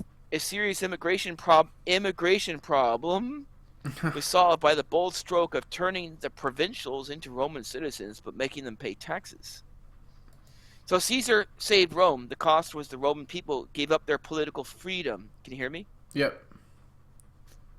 Pat? That's it. Yep. That's you hear me? Yep. That's interesting. Can you hear me? Yeah, and you know what? The Romans were glad to get rid of it. They wanted to be free to live as individuals, pursue their own careers, and not be bothered by the constant wrangling of politicians. In the end, the Romans would say they made a good deal. Yeah. So, there you go, Pat. That's pretty interesting. I kind of see it though as I think they're gonna set Trump up to be the fall guy, and then the next person is gonna be a woman who could potentially be like a dictator. Yeah. I think. Yeah. Trump's not the Julius. Yeah. I think. Trump is not the Caesar. Like in The Simpsons. Caesar will be a Democrat. You would talk about predictive programming. There's a clip Oh, yeah. from The Simpsons where Lisa's president, and they say that Trump was the former president, and he ruined the economy. And I just read an article on Yahoo today about a lot of economists are predicting bad things on the horizon. So, yeah, I can see. Like, you think about Trump, he's anti-establishment, right? So, Well, they're gonna have him be the fall guy, right? So he's the anti-establishment guy. So he's gonna ruin the economy, and people are gonna hate him. And then they're gonna go, we can't have these anti-establishment people anymore. We need to go with these establishment people, and then we're gonna have. And he's 100% establishment, though. Oh, he is, but he's his character is anti-establishment. And then like he's marketed as that. And the reaction to him being a womanizer will be they're gonna want a woman, and I think we're gonna get like, yeah, a woman dictator that's gonna. I mean, I remember hearing Jordan Maxwell. Granted, he's a shill, but this kind of made sense to me that they're gonna have a woman be president in America to give birth to the new world order, like for the symbolism. And that kind of made sense to me. So yeah. I think when we get that woman president, I'm going to be kind of worried. Barbecue Sauce says, "Oh my God, stop the hate, chill, Rick. Romans liked getting their dick sucked." I don't completely understand what he means by that. I think he's trolling. He's joking. I don't know. He's a well-known troll, so I just ignore him. Oh, he is. He's like Geo. But probably not as evil. Let me talk about presidents that make America great again. I need to talk about that. There seems to be this. There's this oscillating time field, kind of like an oscillating function, sine and cosine. Where where it flips back and forth like an electric field kind of does. There's this weird thing in time. Time doesn't just repeat itself. It turns out, from what I found, is that it oscillates back and forth. So it repeats itself, but in an oscillating function. So I'll give you an example. Let me see.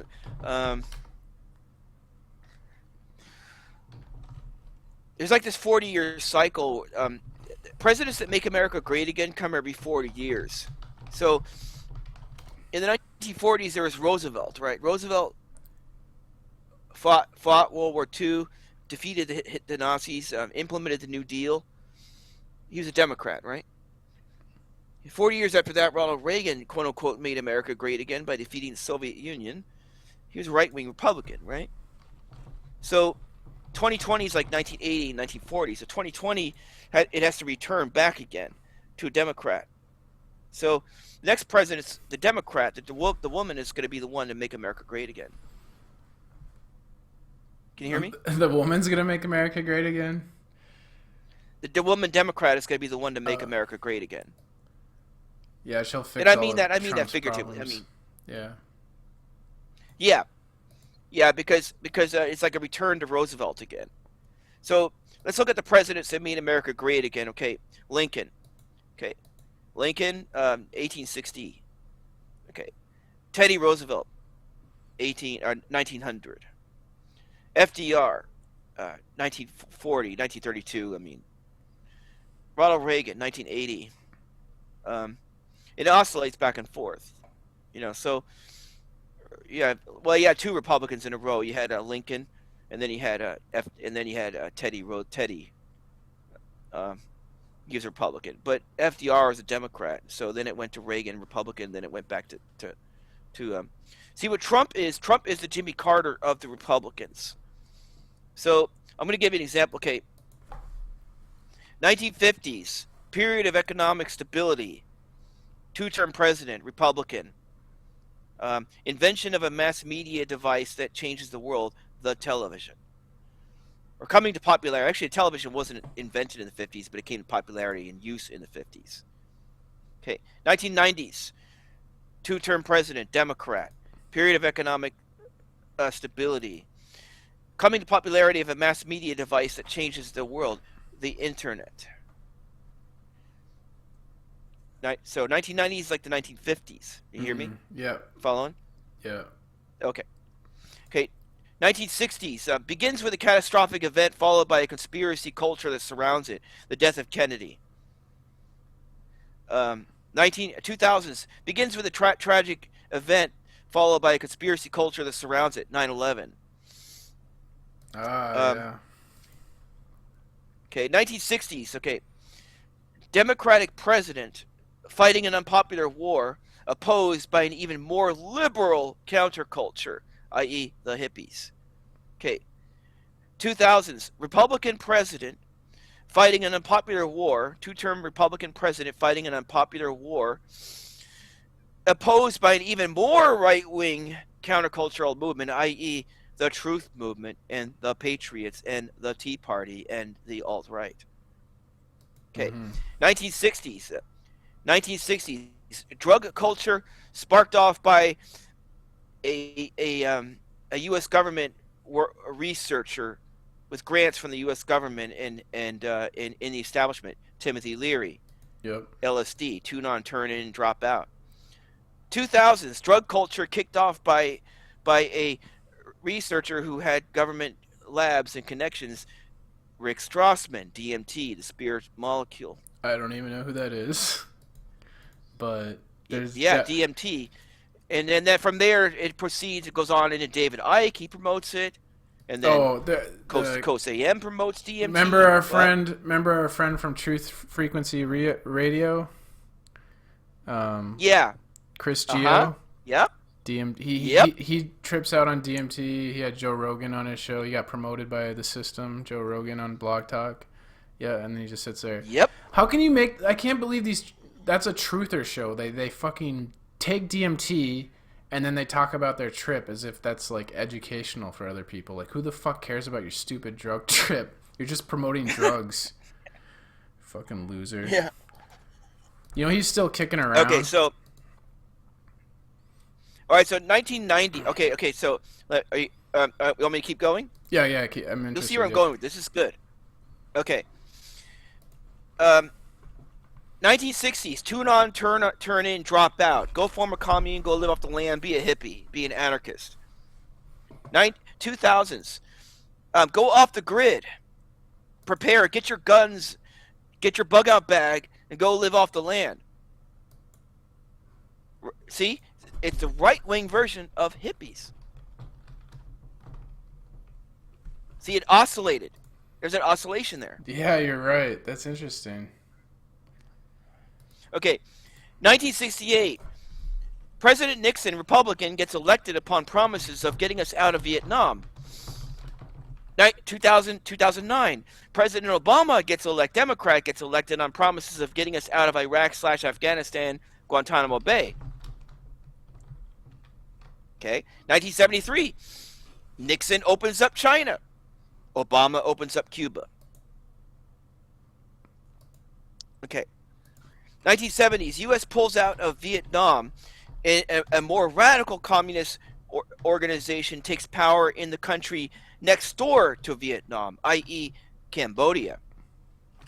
Mid-2000s teens, 2015, 14, 13, U.S. pulls out of Iraq, Afghanistan, it doesn't pull out completely, but majorly. Pulls out, and then even more radical Islamic group takes over in a country next door to Iraq, i.e. ISIS in Syria. ISIS is the Pol Pot of the Islamic world. ISIS is to Ho Chi Minh in the 70s what ISIS is to Saddam Hussein what Pol Pot was to Ho Chi Minh in the 1970s.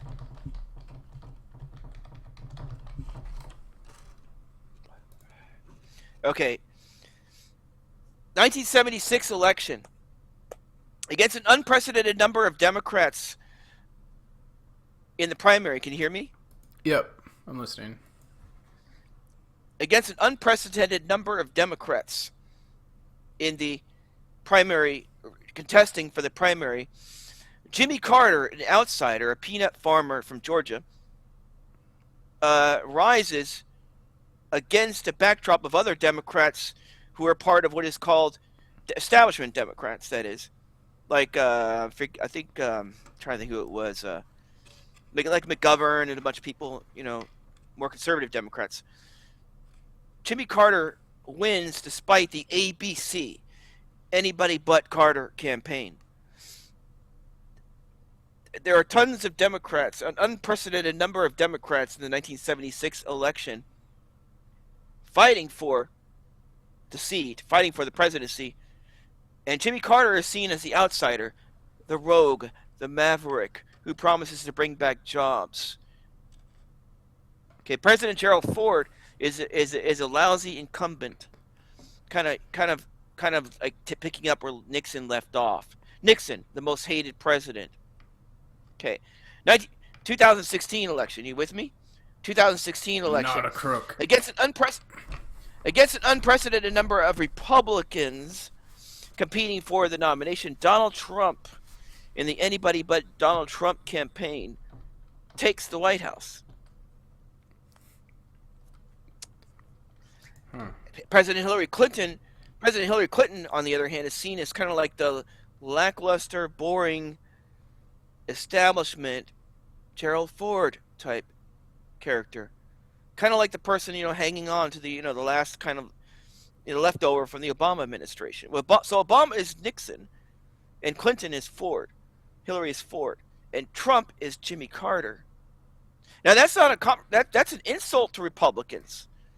That's the worst kind of insult you can give to Republicans by saying he's a Carter. That means he's a one-term loser. That means he's not gonna do that great of a he's not gonna be Republicans. You know what this is like? This is like with mythology and everything. Like a lot of our modern stories are just retellings of old mythology, and it's just like they're giving us the same story, but they're just switching the sides, right?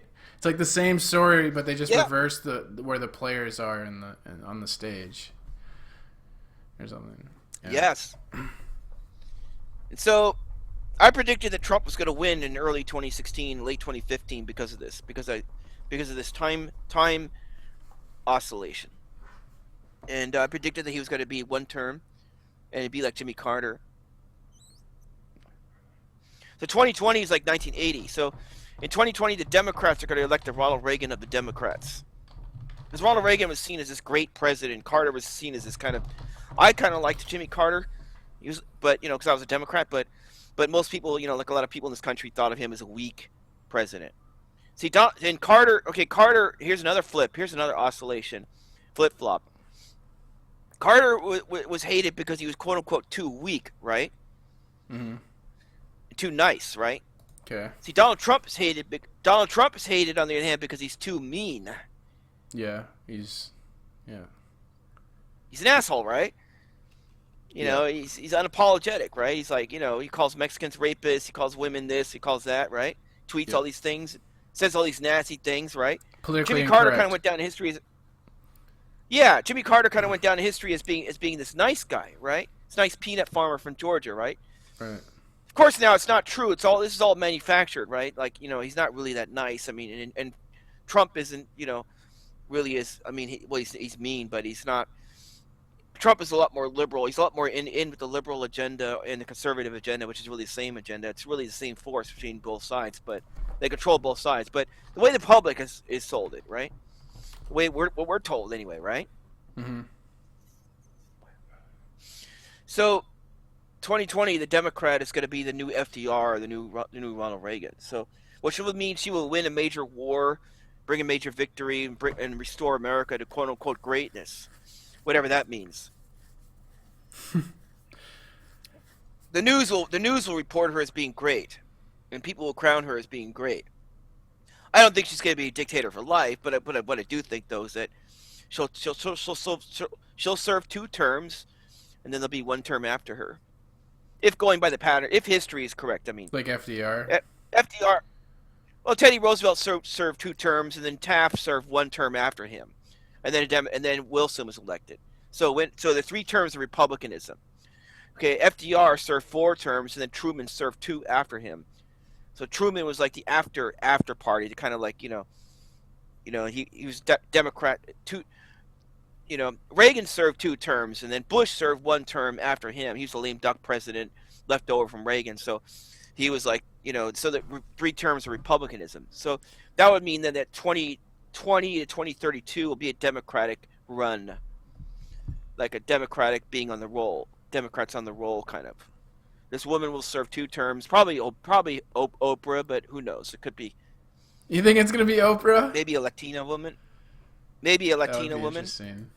Maybe. I know, like in the occult Should be world. seen widely as In the occult world, Oprah is extremely powerful. Like extremely, she is very powerful.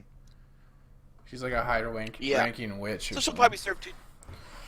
But every 40 years is a game changer president that changes the game and puts us on a new path and a new agenda. Reagan put us on the agenda of neoliberalism, or they call it neoliberalism, because in Europe liberalism means the opposite of what it means in the USA. Liberalism doesn't mean spending and big government. Liberalism means free market. It means capitalism. You see, so conservatives are actually true liberals in the European sense. They're called neoliberals or capitalists. They're like free market people. Whereas so Reagan put us on the path toward neoliberalism, whereas FDR put us on the path of big government spending. So the Great Society of Johnson was trying to repeat the successes of FDR. He thought, well, if I'm going to fight this major war, I'm going to win. I'm going to do this great society at home, but it all fell apart on him because Ho Chi Minh was not Adolf Hitler. So, and the Vietnam War was not World War II, but he was following in the footsteps of FDR, and so was Carter. Carter was like the last breath, the last hurrah of FDRism. Well, Trump is kind of like the last hurrah of Reaganism. It's like the dying ember of Reaganism. Mm. So 2020, a new thing is coming in, if what I'm saying is correct. Now, also in 1978, okay, you had Jonestown, a big massacre, which some people say was was was CIA. government establishment. Yeah. So I predicted, and Jones. Okay, Jim Jones was a communist. He preached communism under the guise of Christianity. So he was a lefty, supported by Angela Davis and a bunch of people. Like, well, not supported to, but she went to his banquet dinner and stuff. A bunch of Black Panther type people and liberals and the governor of California, the mayor of San Francisco, Moscone. They all kind of praised Jim Jones because they didn't really know who he was, at first. They didn't know how bad he was because he controlled information. He was in Redwood City, California. He didn't go to Guyana until like about a year before the suicide happened. So Jim Jones, eventually the word did get out, and the liberals turned against him. Liberal establishment in California at that time turned against him when they realized who he was, and hence he packed up and went down to Guyana and created basically what was a concentration camp for blacks, pretty much. They killed 911 people, or 908 or 913, depending on. Averaged out to 911 though. Happened on November 18th, 1978. If you add 1 and 8, it's 9. So 11-9 is like 9/11 reversed, right? So, okay, so Jim Jones, lefty, left-wing constituency. He preaches to blacks, he caters to blacks and everything, but then he kills them, right? Jimmy Establishment Carter. Operation MK Ultra. Not Jimmy Carter, Jim Jones, I mean. Oh, okay. Right? Guyana, 1978, right? Okay, yeah. Okay. So, 2018, okay, Alex Jones, right-wing constituency, cult leader, kills thousands of patriots. And What? Alex Jones goes down in a blaze of You're glory making a and prediction here? tragedy. Yes. Huh. That Alex Jones is the Jonestown. That this is the 1970s again, and Alex Jones is the Jim Jones of our era, and the engineering, the mechanisms are being put in place right now.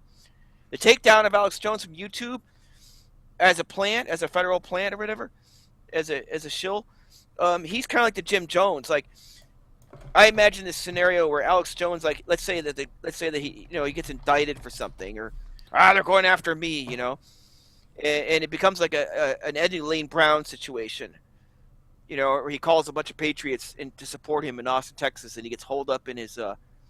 Let's say that Alex Jones begins a stakeout, kind of like the Bundy affair, but this time it's like a massive, like Waco, but tenfold, like where the ATF and Donald Trump has to send the troops down, and there's this big massacre.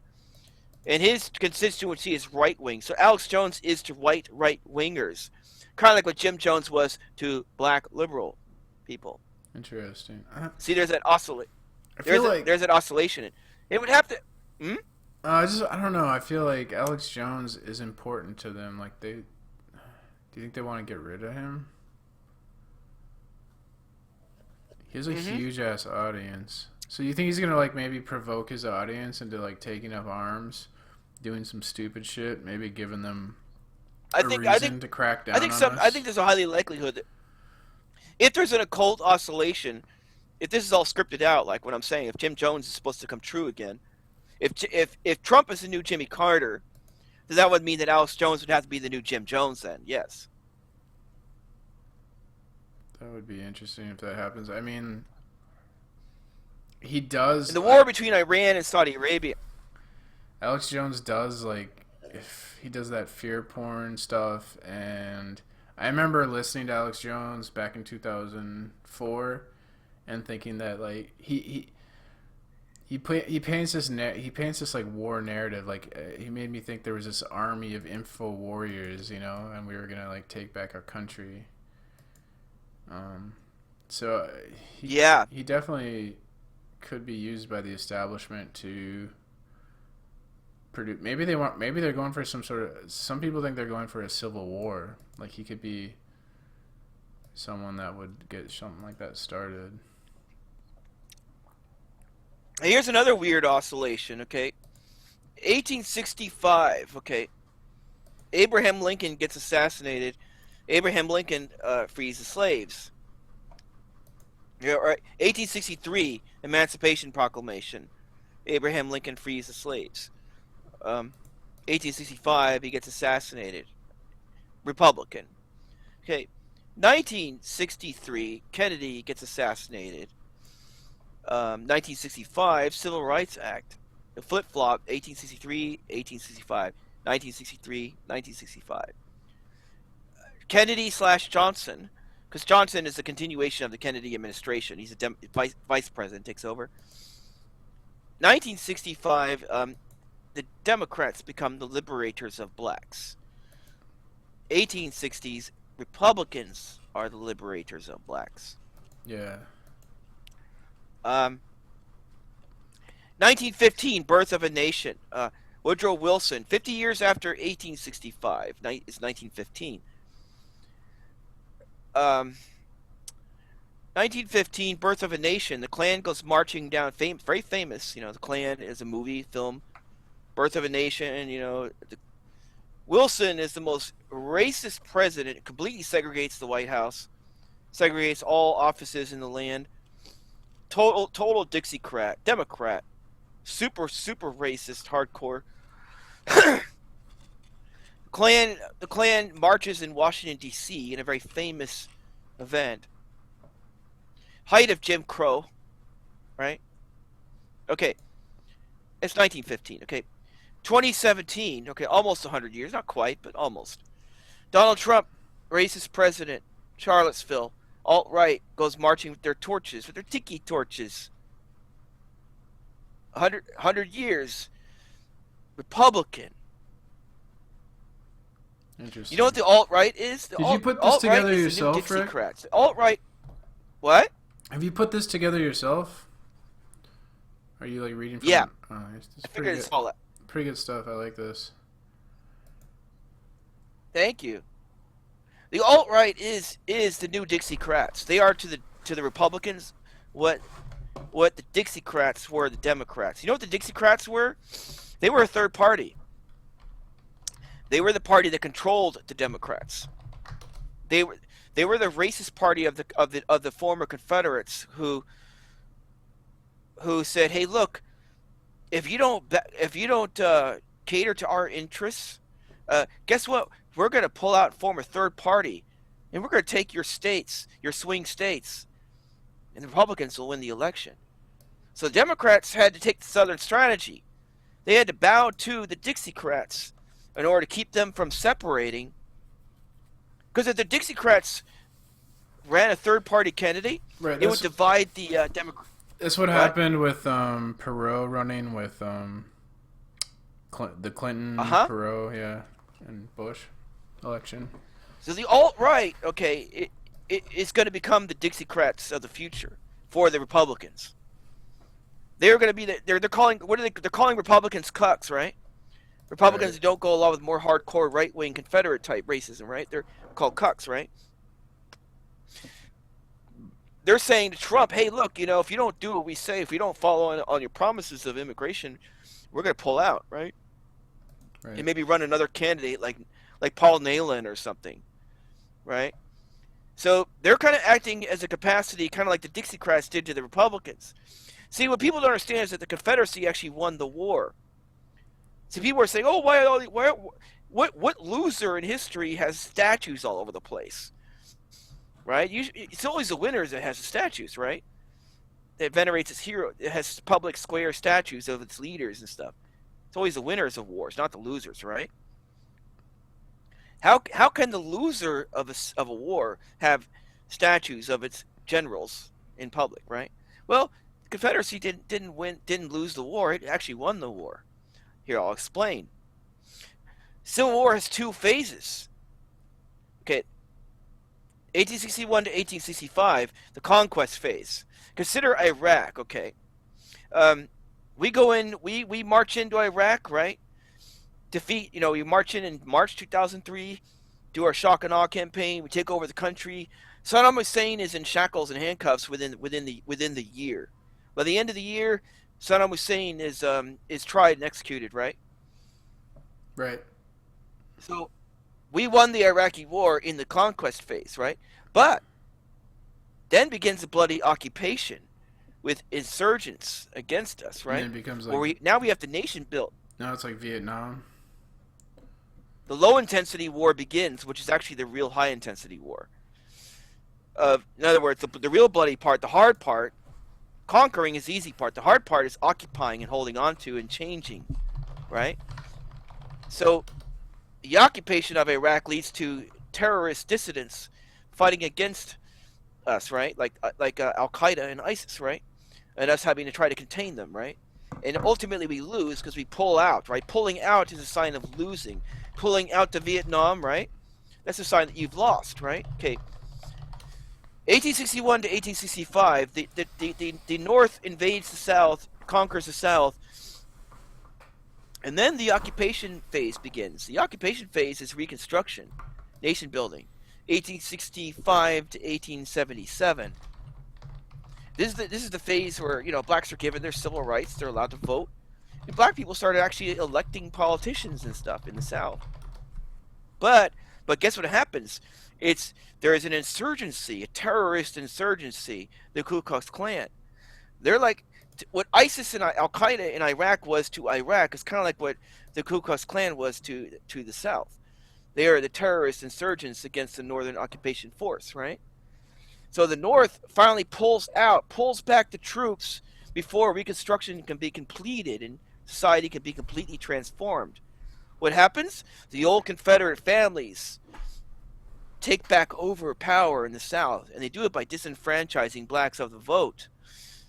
They implement Jim Crow laws. And what happens then? The South becomes a swing state, or swing states.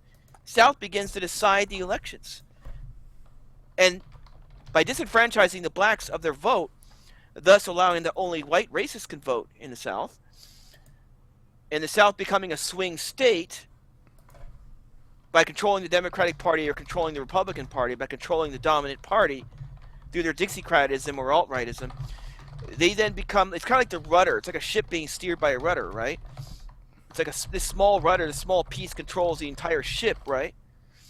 So your entire nation, when you have your entire nation hanging by a chad, or you have your entire planet, you can imagine the planet Earth, right? Hanging from a chad in Florida, from Broward County, from some little obscure county in Florida, right? Where like, if 100 people win in this state, it's going to affect the Electoral College and swing the vote this way. It's going to change the whole nation, and therefore it's going to change the entire world, right? Right. Like Woodrow Wilson, okay, he had to appeal to his Southern constituency. He had to appeal to his Dixie Clan,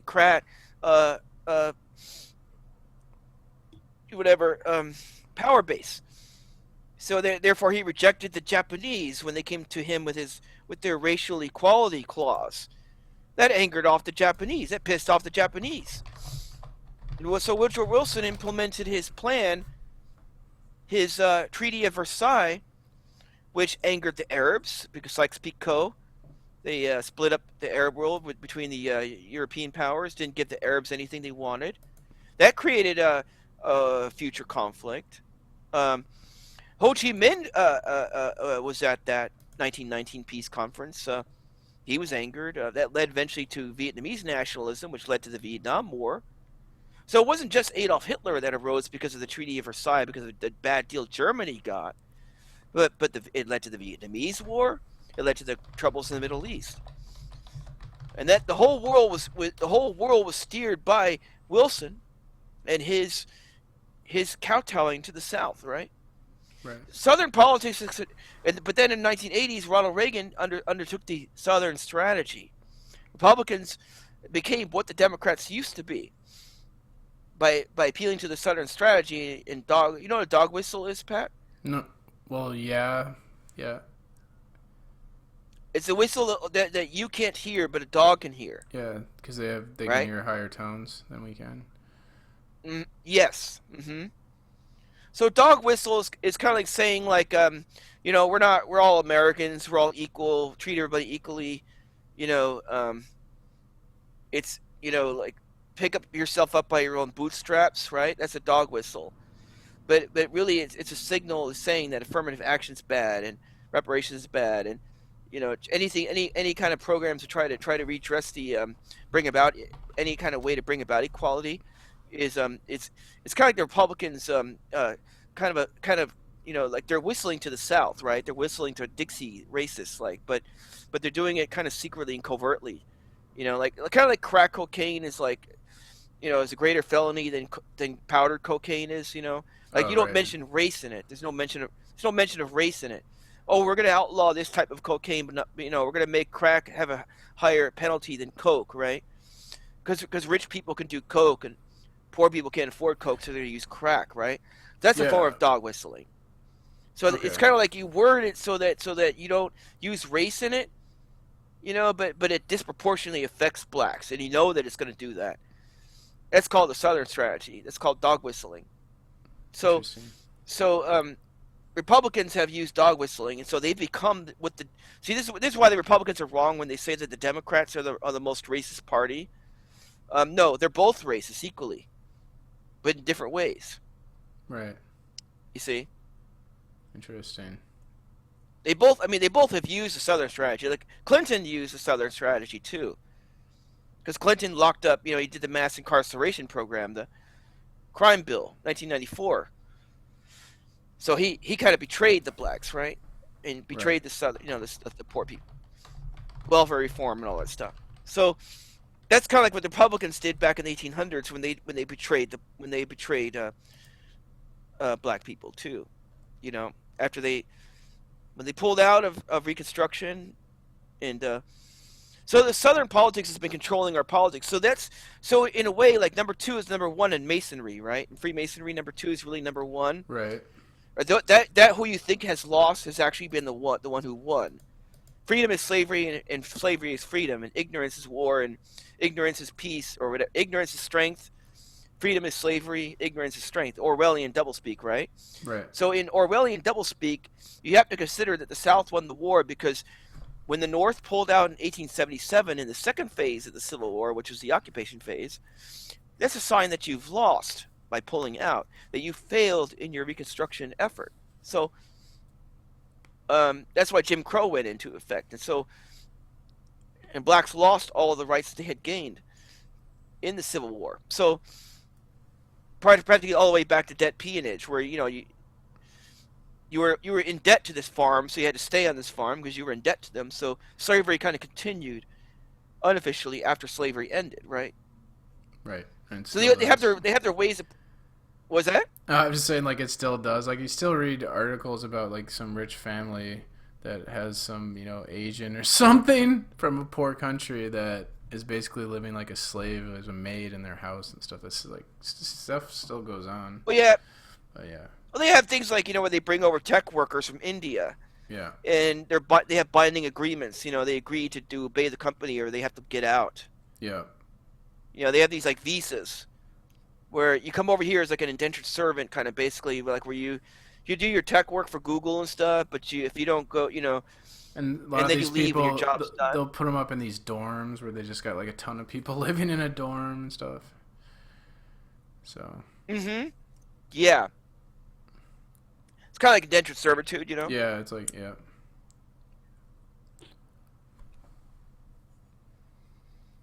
They come from, like, poor countries like the Philippines and stuff's going on. We're like, Mm-hmm. we're like, let's not slave the blacks, let's slave the Philippine people or something. Well, they still enslave the blacks. It's called the prison system. Yeah. True. Mass incarceration. Because they do work in there for 17 cents an hour and stuff. Yeah.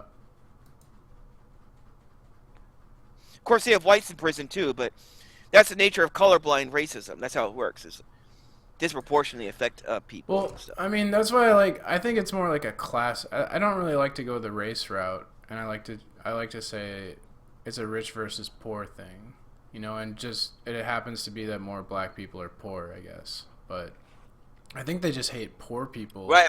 They don't, Well, yeah, they do, and they're trying to divide us along racial lines. But it's like Right. and that's how they keep the poor down. But like I kind of do support reparations. Like I wouldn't be okay. I wouldn't have an issue if, like, let's say that, like, they took the elites' money, the power elite, if they took their money, and bought black people a house, like a family house, free and clear, no property taxes, no mortgage, no rent. You own it. End of story. You live there. The reason why I support it is because of the unpaid wages. It's like an inheritance for. I don't think of it as like whites today are guilty for what's been done in the past. I think of it more like as our government's in debt to blacks. Just like, they're in debt to banks and stuff. Yeah. I mean, it's a national debt. I think like giving someone something though, I don't know, it's better to have them work and be independent and do it themselves than just like giving people handouts, I think, in the long run, to make people more self-sufficient. Well, they gave them property, right? Right. They could become self-sufficient. You see? Because, it's so hard to buy property now. I mean, it's just so damn expensive. You're paying so much in rent now that you can never get ahead to buy property, even if you have a good job. There's one woman. Okay, here's where I have a big beef with liberals. Okay, these companies like Twitter and YouTube and stuff that are censoring people. Guess what? They're responsible for the displacement of blacks because the tech industries. Okay, they're the ones bringing in the hipsters and causing the rents to go up in the cities. It's called gentrification. Yep. That's happening in New York really bad. It's like there's one woman in San Francisco. She's got a job, a white woman, she's got a job, okay, at Google or one of these companies, and makes $100,000 a year as a computer engineer. Guess what? She's living in her van at $100,000 a year income. They showed her IKEA furniture in her van and all this stuff.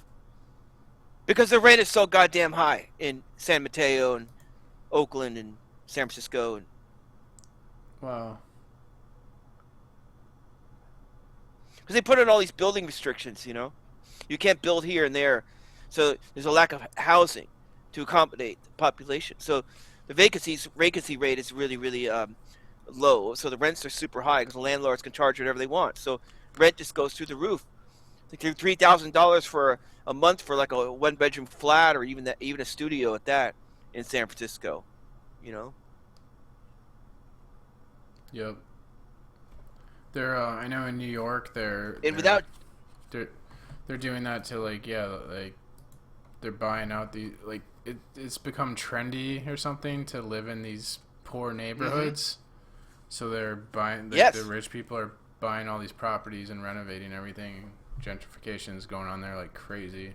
It's completely there's a couple documentaries on YouTube about there's these documentaries on YouTube. One of them's called Bed-Stuy Will Not Be Unbroken, I think.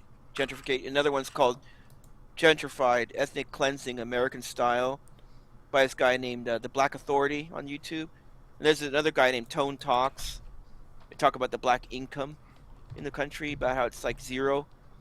The black wealth in this country is like zero per family, or approaching zero. I mean, if you don't have, with robots coming and displacing all the jobs, like driverless Uber cars and things like that, if you don't have property, you're fucked in this country, man. I mean, I think this should be for everybody, but I think everybody should get their own piece of property, ultimately. But so they can become self-sufficient. But I think because of the unpaid wages and the blacks should get priority in getting it. They should be the first ones to get it. Yeah, I don't know about I don't know how do you determine how much? I don't know about giving people money like that, like unpaid it's part of a wages. national debt, Yeah. Well, think about this.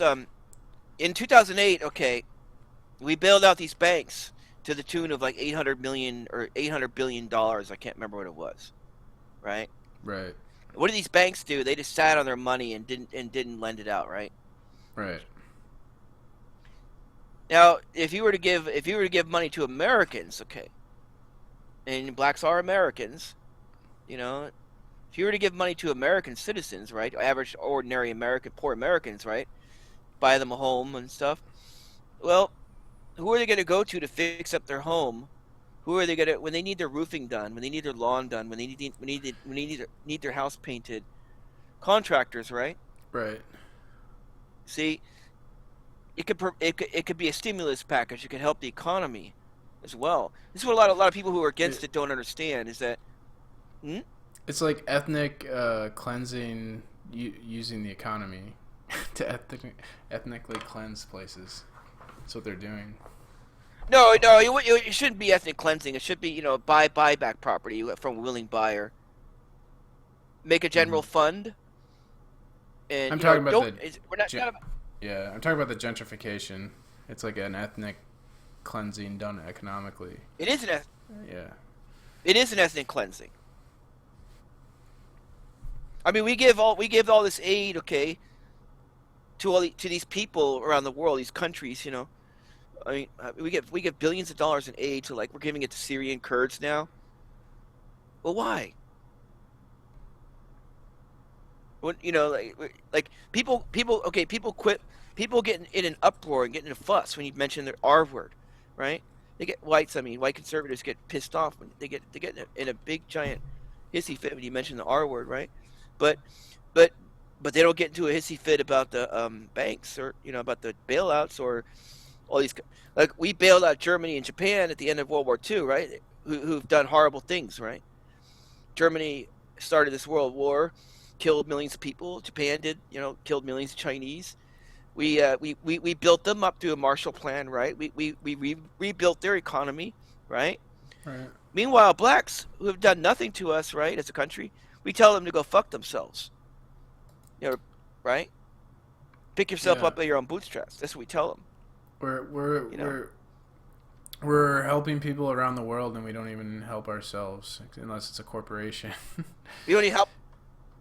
Yeah, we don't even help other people in our own country. Yeah, and America used to be about not sticking their nose in other people's business, right? I mean, like, during the World War I and World War II, it was, like, hard to convince the American people to even go help out. So I think that's a better policy. It's like, we got to take care of America before we're, like, telling the rest of the world, how to be, and we're not even taking care of our own. This doesn't make any sense. Yeah, I read some article. Okay, I read some article about how Bill Clinton wants to help fix up Detroit by bringing in Syrian refugees and giving them homes. Right? That's like Rome. That's like fucking Roman strategy. Yeah. Right, and I'm reading this and I'm thinking, no, what you need to fucking do, Clinton, is help the blacks in Detroit get their homes. Help them first. I mean, I'm not saying fuck the Syrians, okay? I'm not saying build a wall and kick all the immigrants out. I'm not one of these Trump people, okay? But what Clinton needs to be doing is fucking helping the blacks in Detroit who are trying to struggle and survive. Not fucking Syrian refugees. That's the kind of shit I'm talking about. It was that's what Rome did as a strategy because of they needed people to pay taxes since citizens couldn't pay taxes, so they would import these immigrants, and that's what we're doing in America. We're doing that in America now. Citizens pay taxes here, but like we need more money because we're in this tremendous debt, so we're importing immigrants here because we're trying to get more people paying taxes. YouTube has their Create Black History Month, right? They had their big little, I don't know if you saw that on YouTube. It's like the YouTube logo up in the right-hand corner, left-hand corner. Yeah. It said Create Black History Month, right? And I'm thinking, like, you see what the problem with this is? You're Google, you're YouTube, you're fucking Google, okay? You're the multi-billionaire tech company who's driving up the home prices, driving up the rents in the inner cities of Oakland and San Mateo. If you really care about blacks, go and fucking buy 10,000 blacks who live in those areas a home, so they don't have to struggle and and live one paycheck from being homeless if you really care about that. You know what I mean? Mm-hmm. They're part of gentrification. They're part, but yet they want to come off on their high horse, like they're so liberal or so, you know.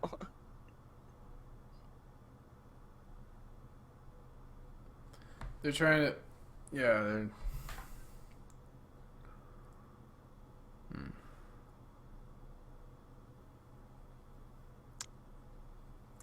You know, I look at it as I look at the situation as more of an ecological problem,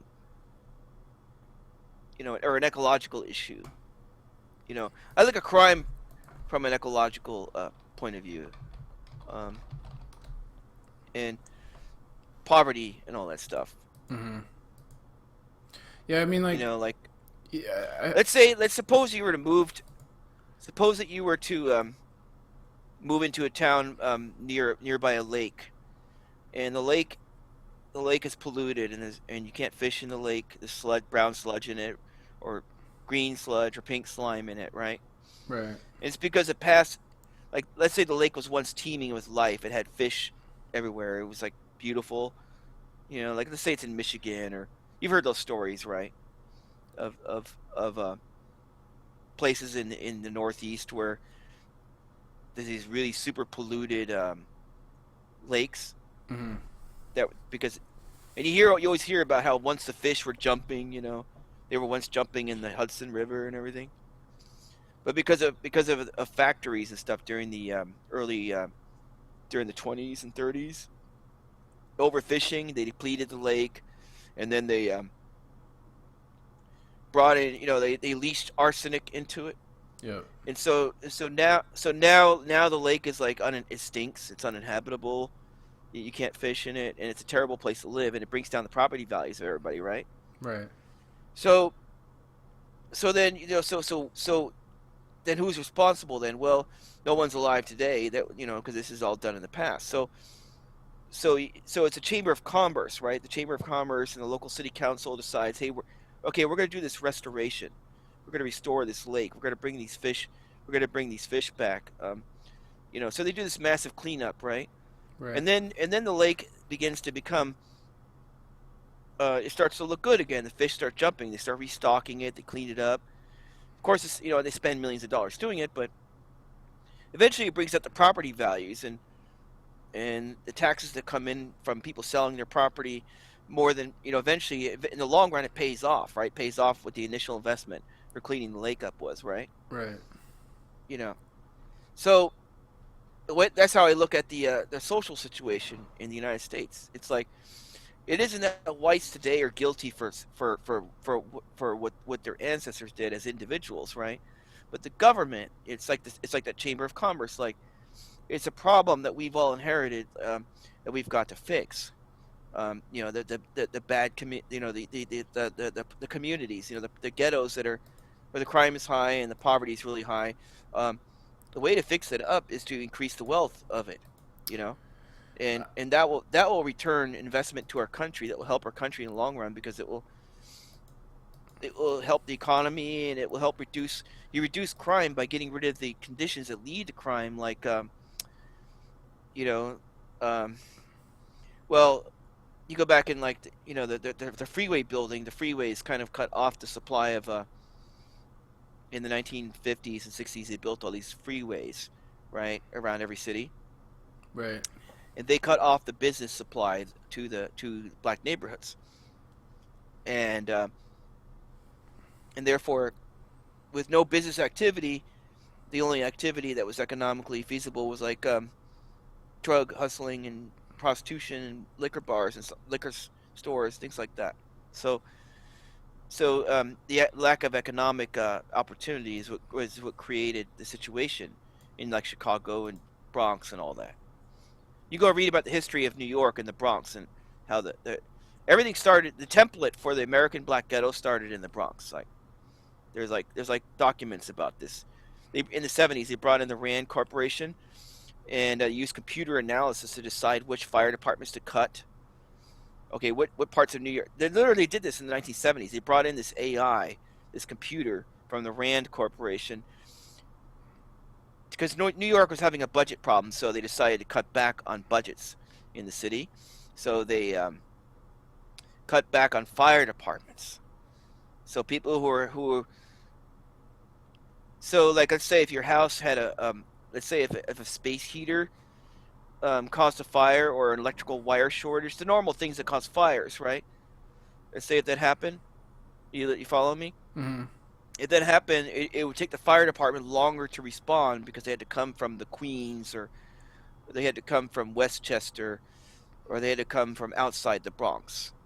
Because the Rand Corporation computer recommended to Mayor Lindsay in New York that they had to cut the fire departments in order to save the budget. Now, it also recommended cutting it from rich parts of New York too, like the Hamptons and places like that. Or I don't know, but the richer communities. Mm-hmm. But they didn't cut that. Do you think they cut that? Hell no, right? They cut it from and they built a freeway around the Bronx that cut off disconnected communities, right? Because there used to be these like you could bicycle from one part of the city to the other, or drive, and so, but now you couldn't because the freeway cut it off. It's kind of like the Agenda 21 thing, where we're going to build these freeways and we're going to disconnect parts of the cities and stuff like that. Freeways became the new form of segregation, geographical segregation.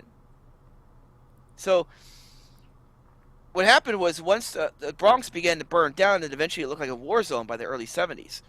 And they blamed it on hoodlums. They said, "Oh, it's hoodlums. They don't care about the community. They're a bunch of gangbangers that just burned down their own buildings." But that's actually not what was happening. What was happening was the city used this Rand Corporation computer to cut the fire department. So it took longer for fire departments to respond.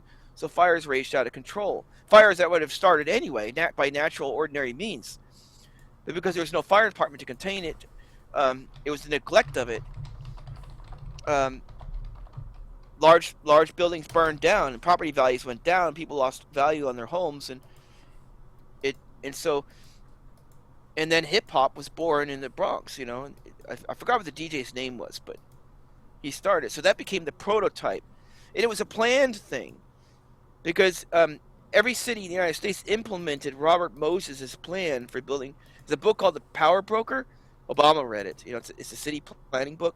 It's about Robert Moses, how he he was a powerful figure who wanted to build freeways and stuff. He had a grand vision for America that we were going to use cars instead of buses, and so they basically segregated cities by, and how I found this out, because I looked on I was looking on Google Earth, Google Maps, and I was trying to find out how to walk from one neighborhood to another, from the neighborhood, trying to walk to my old neighborhood, from the new neighborhood I moved into to the old neighborhood. Because we got a place to live in the ghetto, because we couldn't afford to live in the neighborhood that I'd grown up in. So gentrification affects white people too. Well, that's the nature of colorblind. That's the nature of colorblind racism. Is that you can. That's why I think you can't just give reparations to the black people, because what about the poor white people? I don't know, man. I think there's a cultural thing going on, and I think if we gave a bunch of money to the blacks, they're gonna spend it on dumb crap, because they're kind of been dumbed down and by this hip hop culture. They're just gonna go out and buy grills and cars and drugs, and I mean, they think the way to success is to sell drugs and stuff, and I think you gotta change the culture so they start working harder, becoming more self-sufficient and independent, and giving them money just makes them more dependent. Yeah. Well, that's why you need to that's why you need to hire good people that are successful at inspiring people, like people like Neil deGrasse Tyson, and right. people that will inspire people using. I mean, he's definitely a better role model than some of these rap guys. These rap guys are just promoting the drug crap to it's unbelievable. These. Well, this is where the conservatism comes in. See. This is why it has to be both conservative and liberal. Right. Liberal in your money, in your spending of money fiscally, but conservative when it comes to like education. Not promoting this stupid, this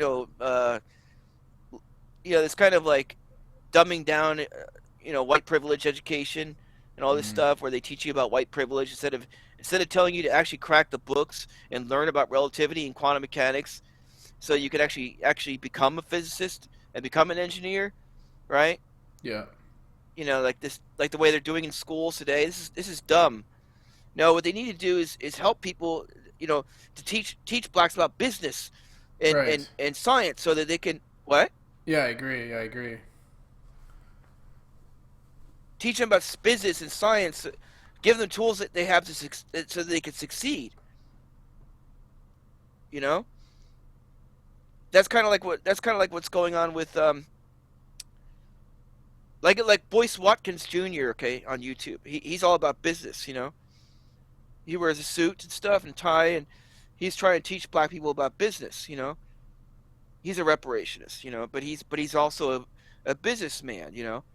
He's trying to help them develop their own skills and stuff like that. There was actually I was I was on some of these Black Hebrew Israelites who believe the Earth is flat. Some of their panels, and I seen there was this guy, a black guy. He knew God. What do you know? He knew physics. He was like a physics student, and Yeah, he made the effort. Like he went on that flat Earth panel, and he because he was like concerned with like flat Earth being part of this like you know dumbing down black people and making them anti-science, and he tried to help them out, and this guy actually offered to like educate. He said he educates people, like he takes time out of his day and educates hmm the youth and stuff.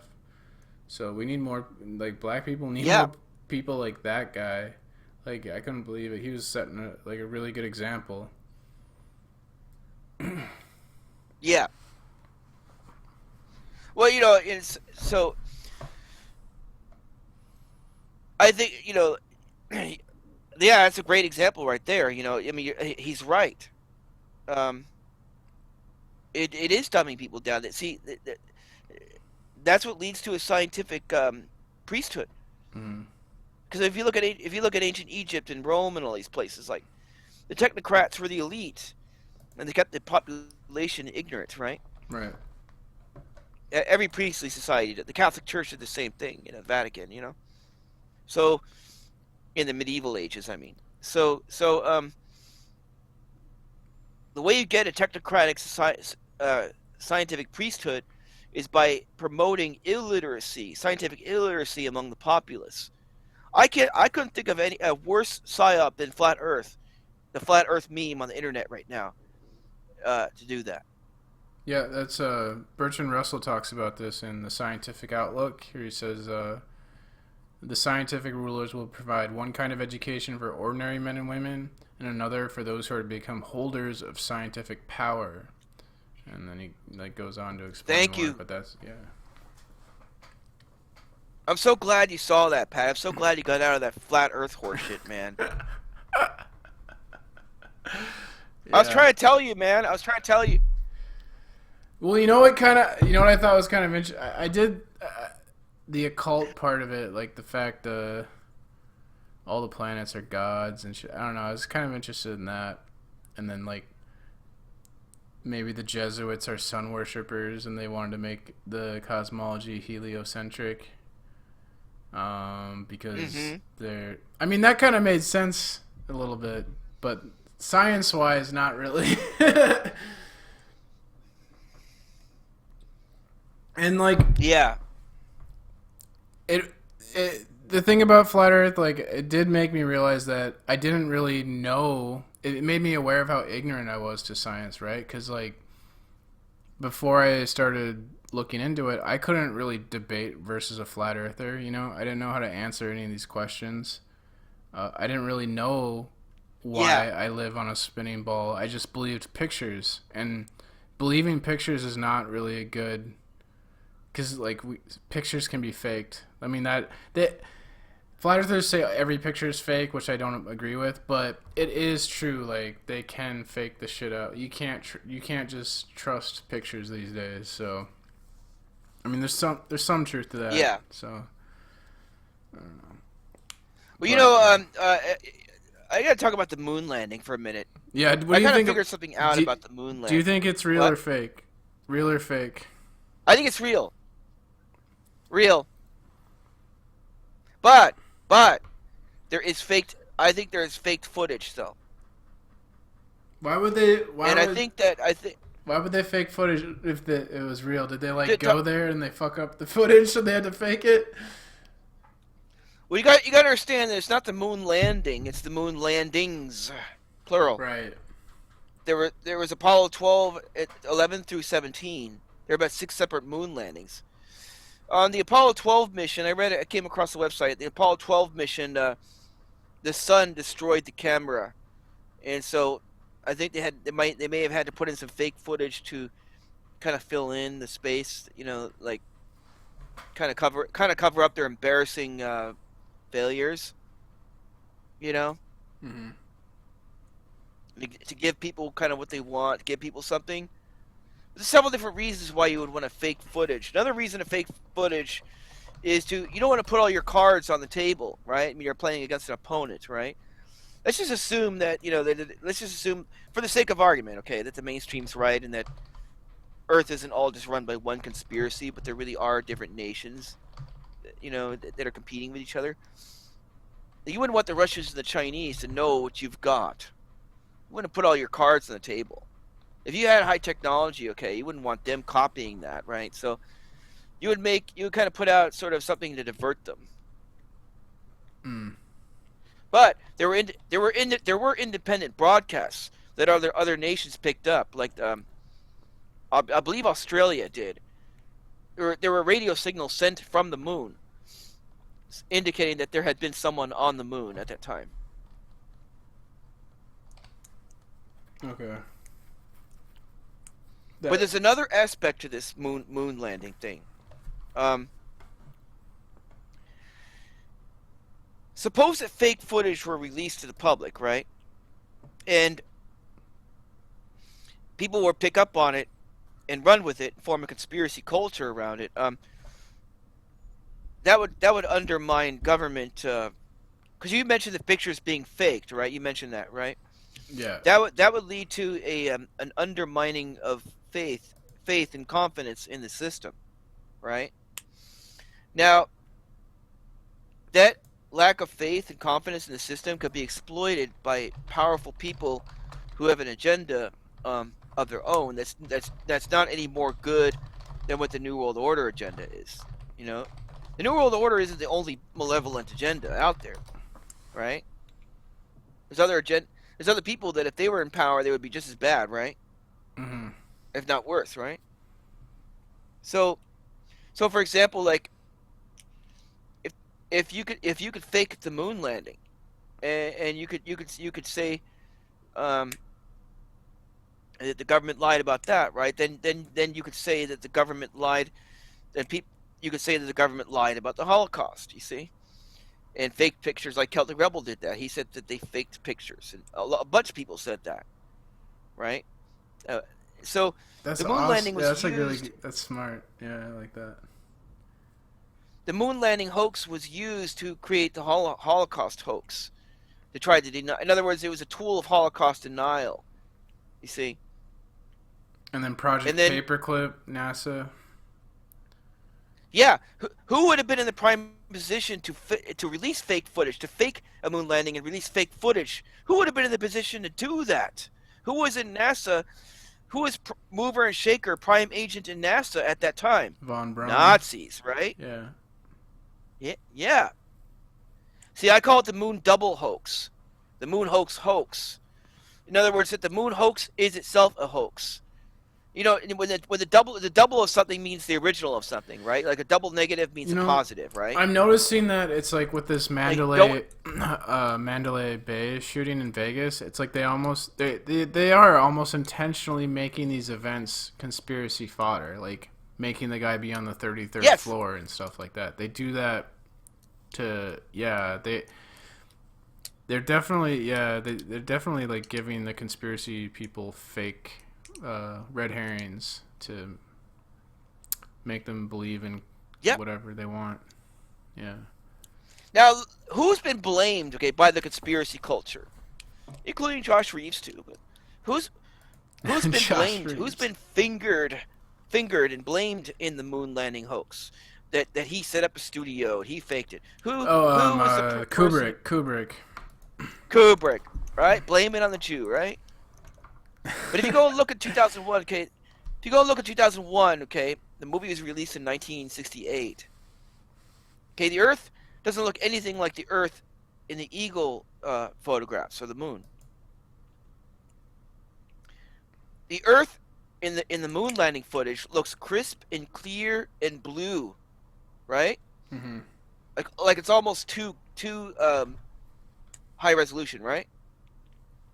Whereas the Kubrick movie, which came out only what?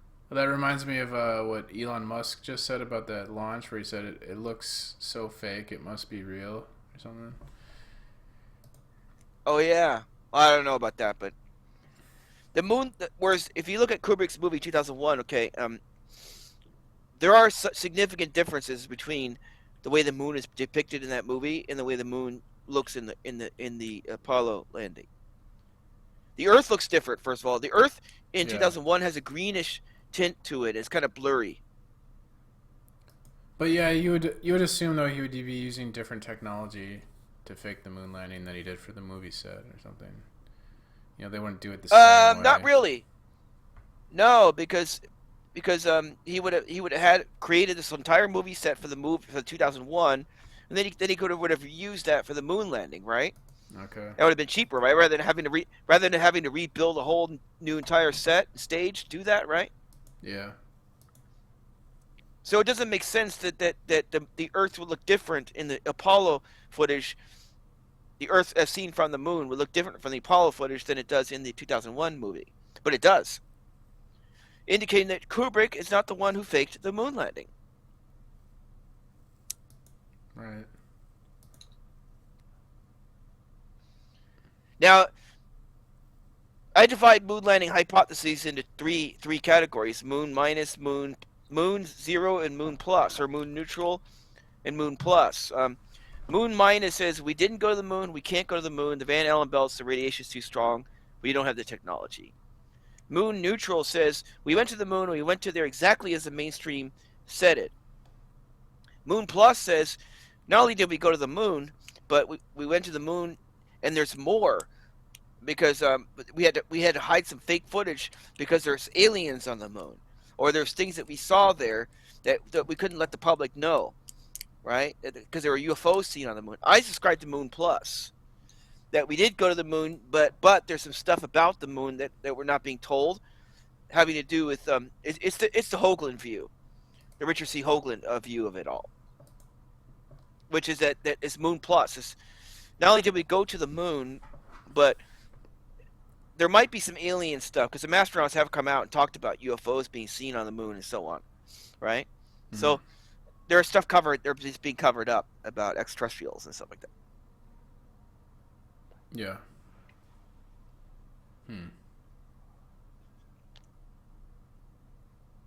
So there's alien bases on the dark side of the moon. Maybe I'm open to the possibility, not discounting it. I know that some astronauts have come forward and said they've seen UFOs activity on the moon when they were on the moon. Yeah, a lot of astronauts have reported that, but they're also Freemasons, so I don't know. Yeah.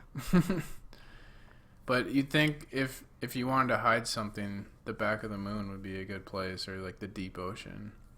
And that's where a lot of these crafts seem to come out of, like a lot of Navy people see them coming out of the ocean.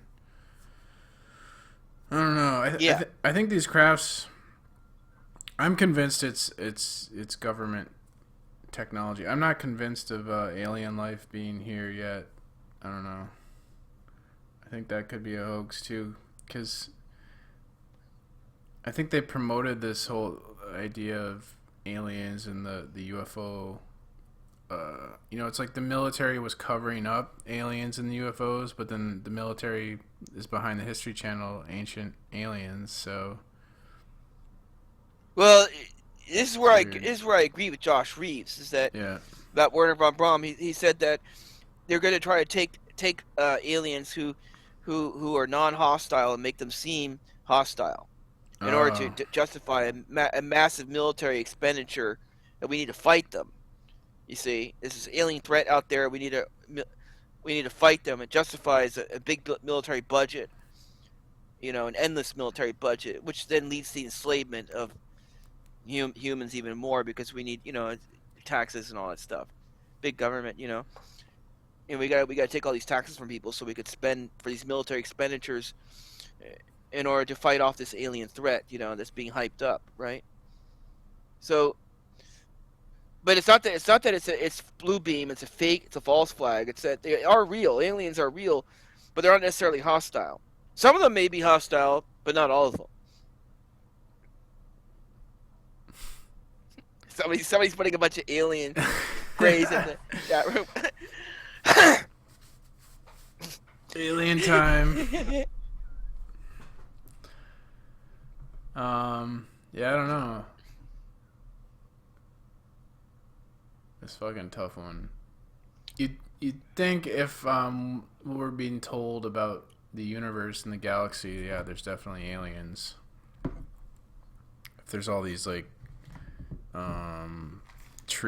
planets and stuff, but then I don't know. You got so weird. You got like the Drake equation. Actually, Michael Crichton gave a speech that was saying like the Drake equation was the start of people accepting bunk science because it's like an equation based on variables we don't even know, and then they use that as an excuse to fund SETI. Well, all the Drake equation is like a guess Yeah. or an estimation based on probability. It was used to get funding for SETI, though, the search for extraterrestrial intelligence. So, it's the start of using like an assumption or like not solid science to get public funding for something, and that was the start of like anti-science. Was right there, Yeah. Global warming kind of contributes to anti-science too. Yeah. There's an aspect of that. Because what they found out, what the record shows is that throughout history, the Earth has warmed up. The carbon has increased after the Earth has warmed up rather than before, indicating that there's like an 800-year lag time between. Well, they're trying to make. There's a difference between correlation and causation, right? Just because there's a correlation doesn't mean there's a cause. And they're tricking people that don't know that shit.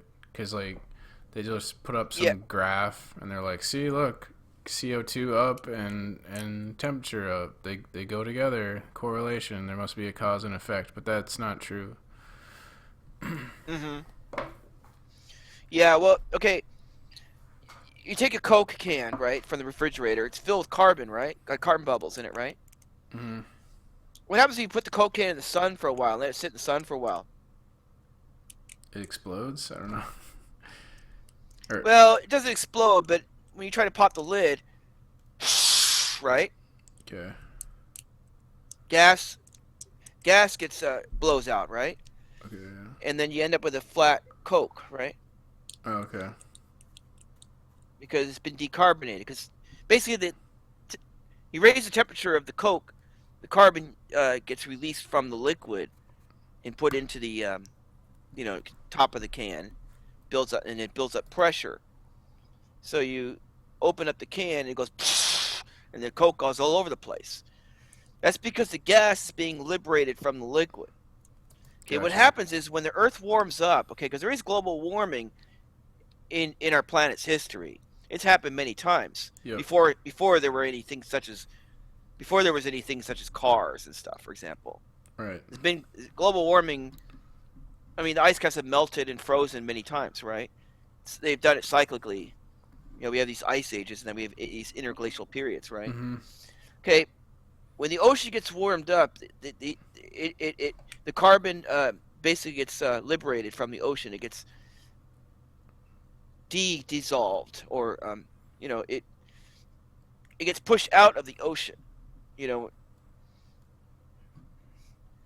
Yeah. carbon dioxide, when the ocean's cold, it absorbs carbon dioxide into solution. It becomes carbonated, kind of like a soda. It absorbs carbon. But when you warm it up, when you warm up the ocean, the carbon gets released, so the carbon dioxide goes up. So Yeah. therefore, the Earth warms up first, then the carbon dioxide concentration goes up, and this is what all the ice cores have found. And so this kind of debunks the notion that our carbon emissions are contributing to global warming. Also, like, I don't think they've really proven that global warming is a bad thing, right? Like, I think the temperature going up could be good for life. You know, like, there's parts of Canada, frozen tundra, that if it were warmer, we could have like really great farming up in Canada, produce a lot of food.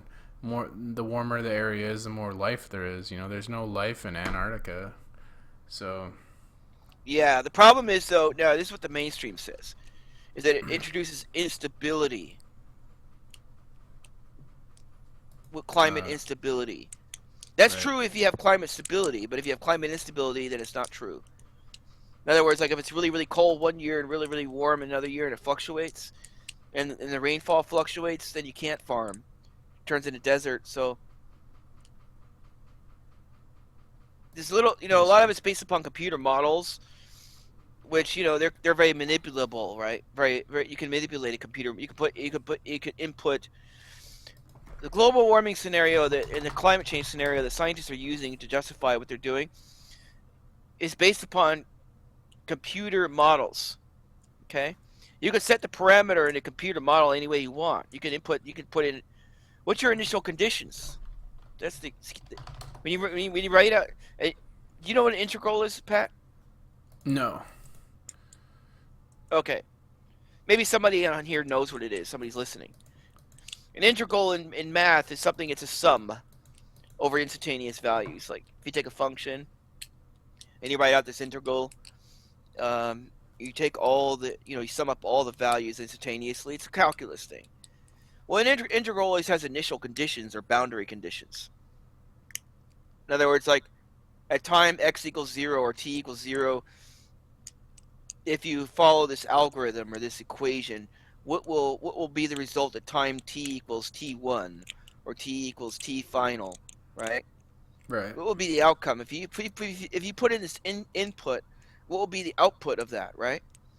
So if climate change models are being done by computer models, doesn't it make sense then that somebody could just fudge a data or put in a parameter, any initial condition that they want Yeah, into that integral? they've been caught doing that. Yeah.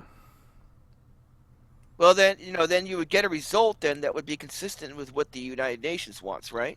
Yep. In other words, you could fabricate any agenda you want with that, right? Yeah.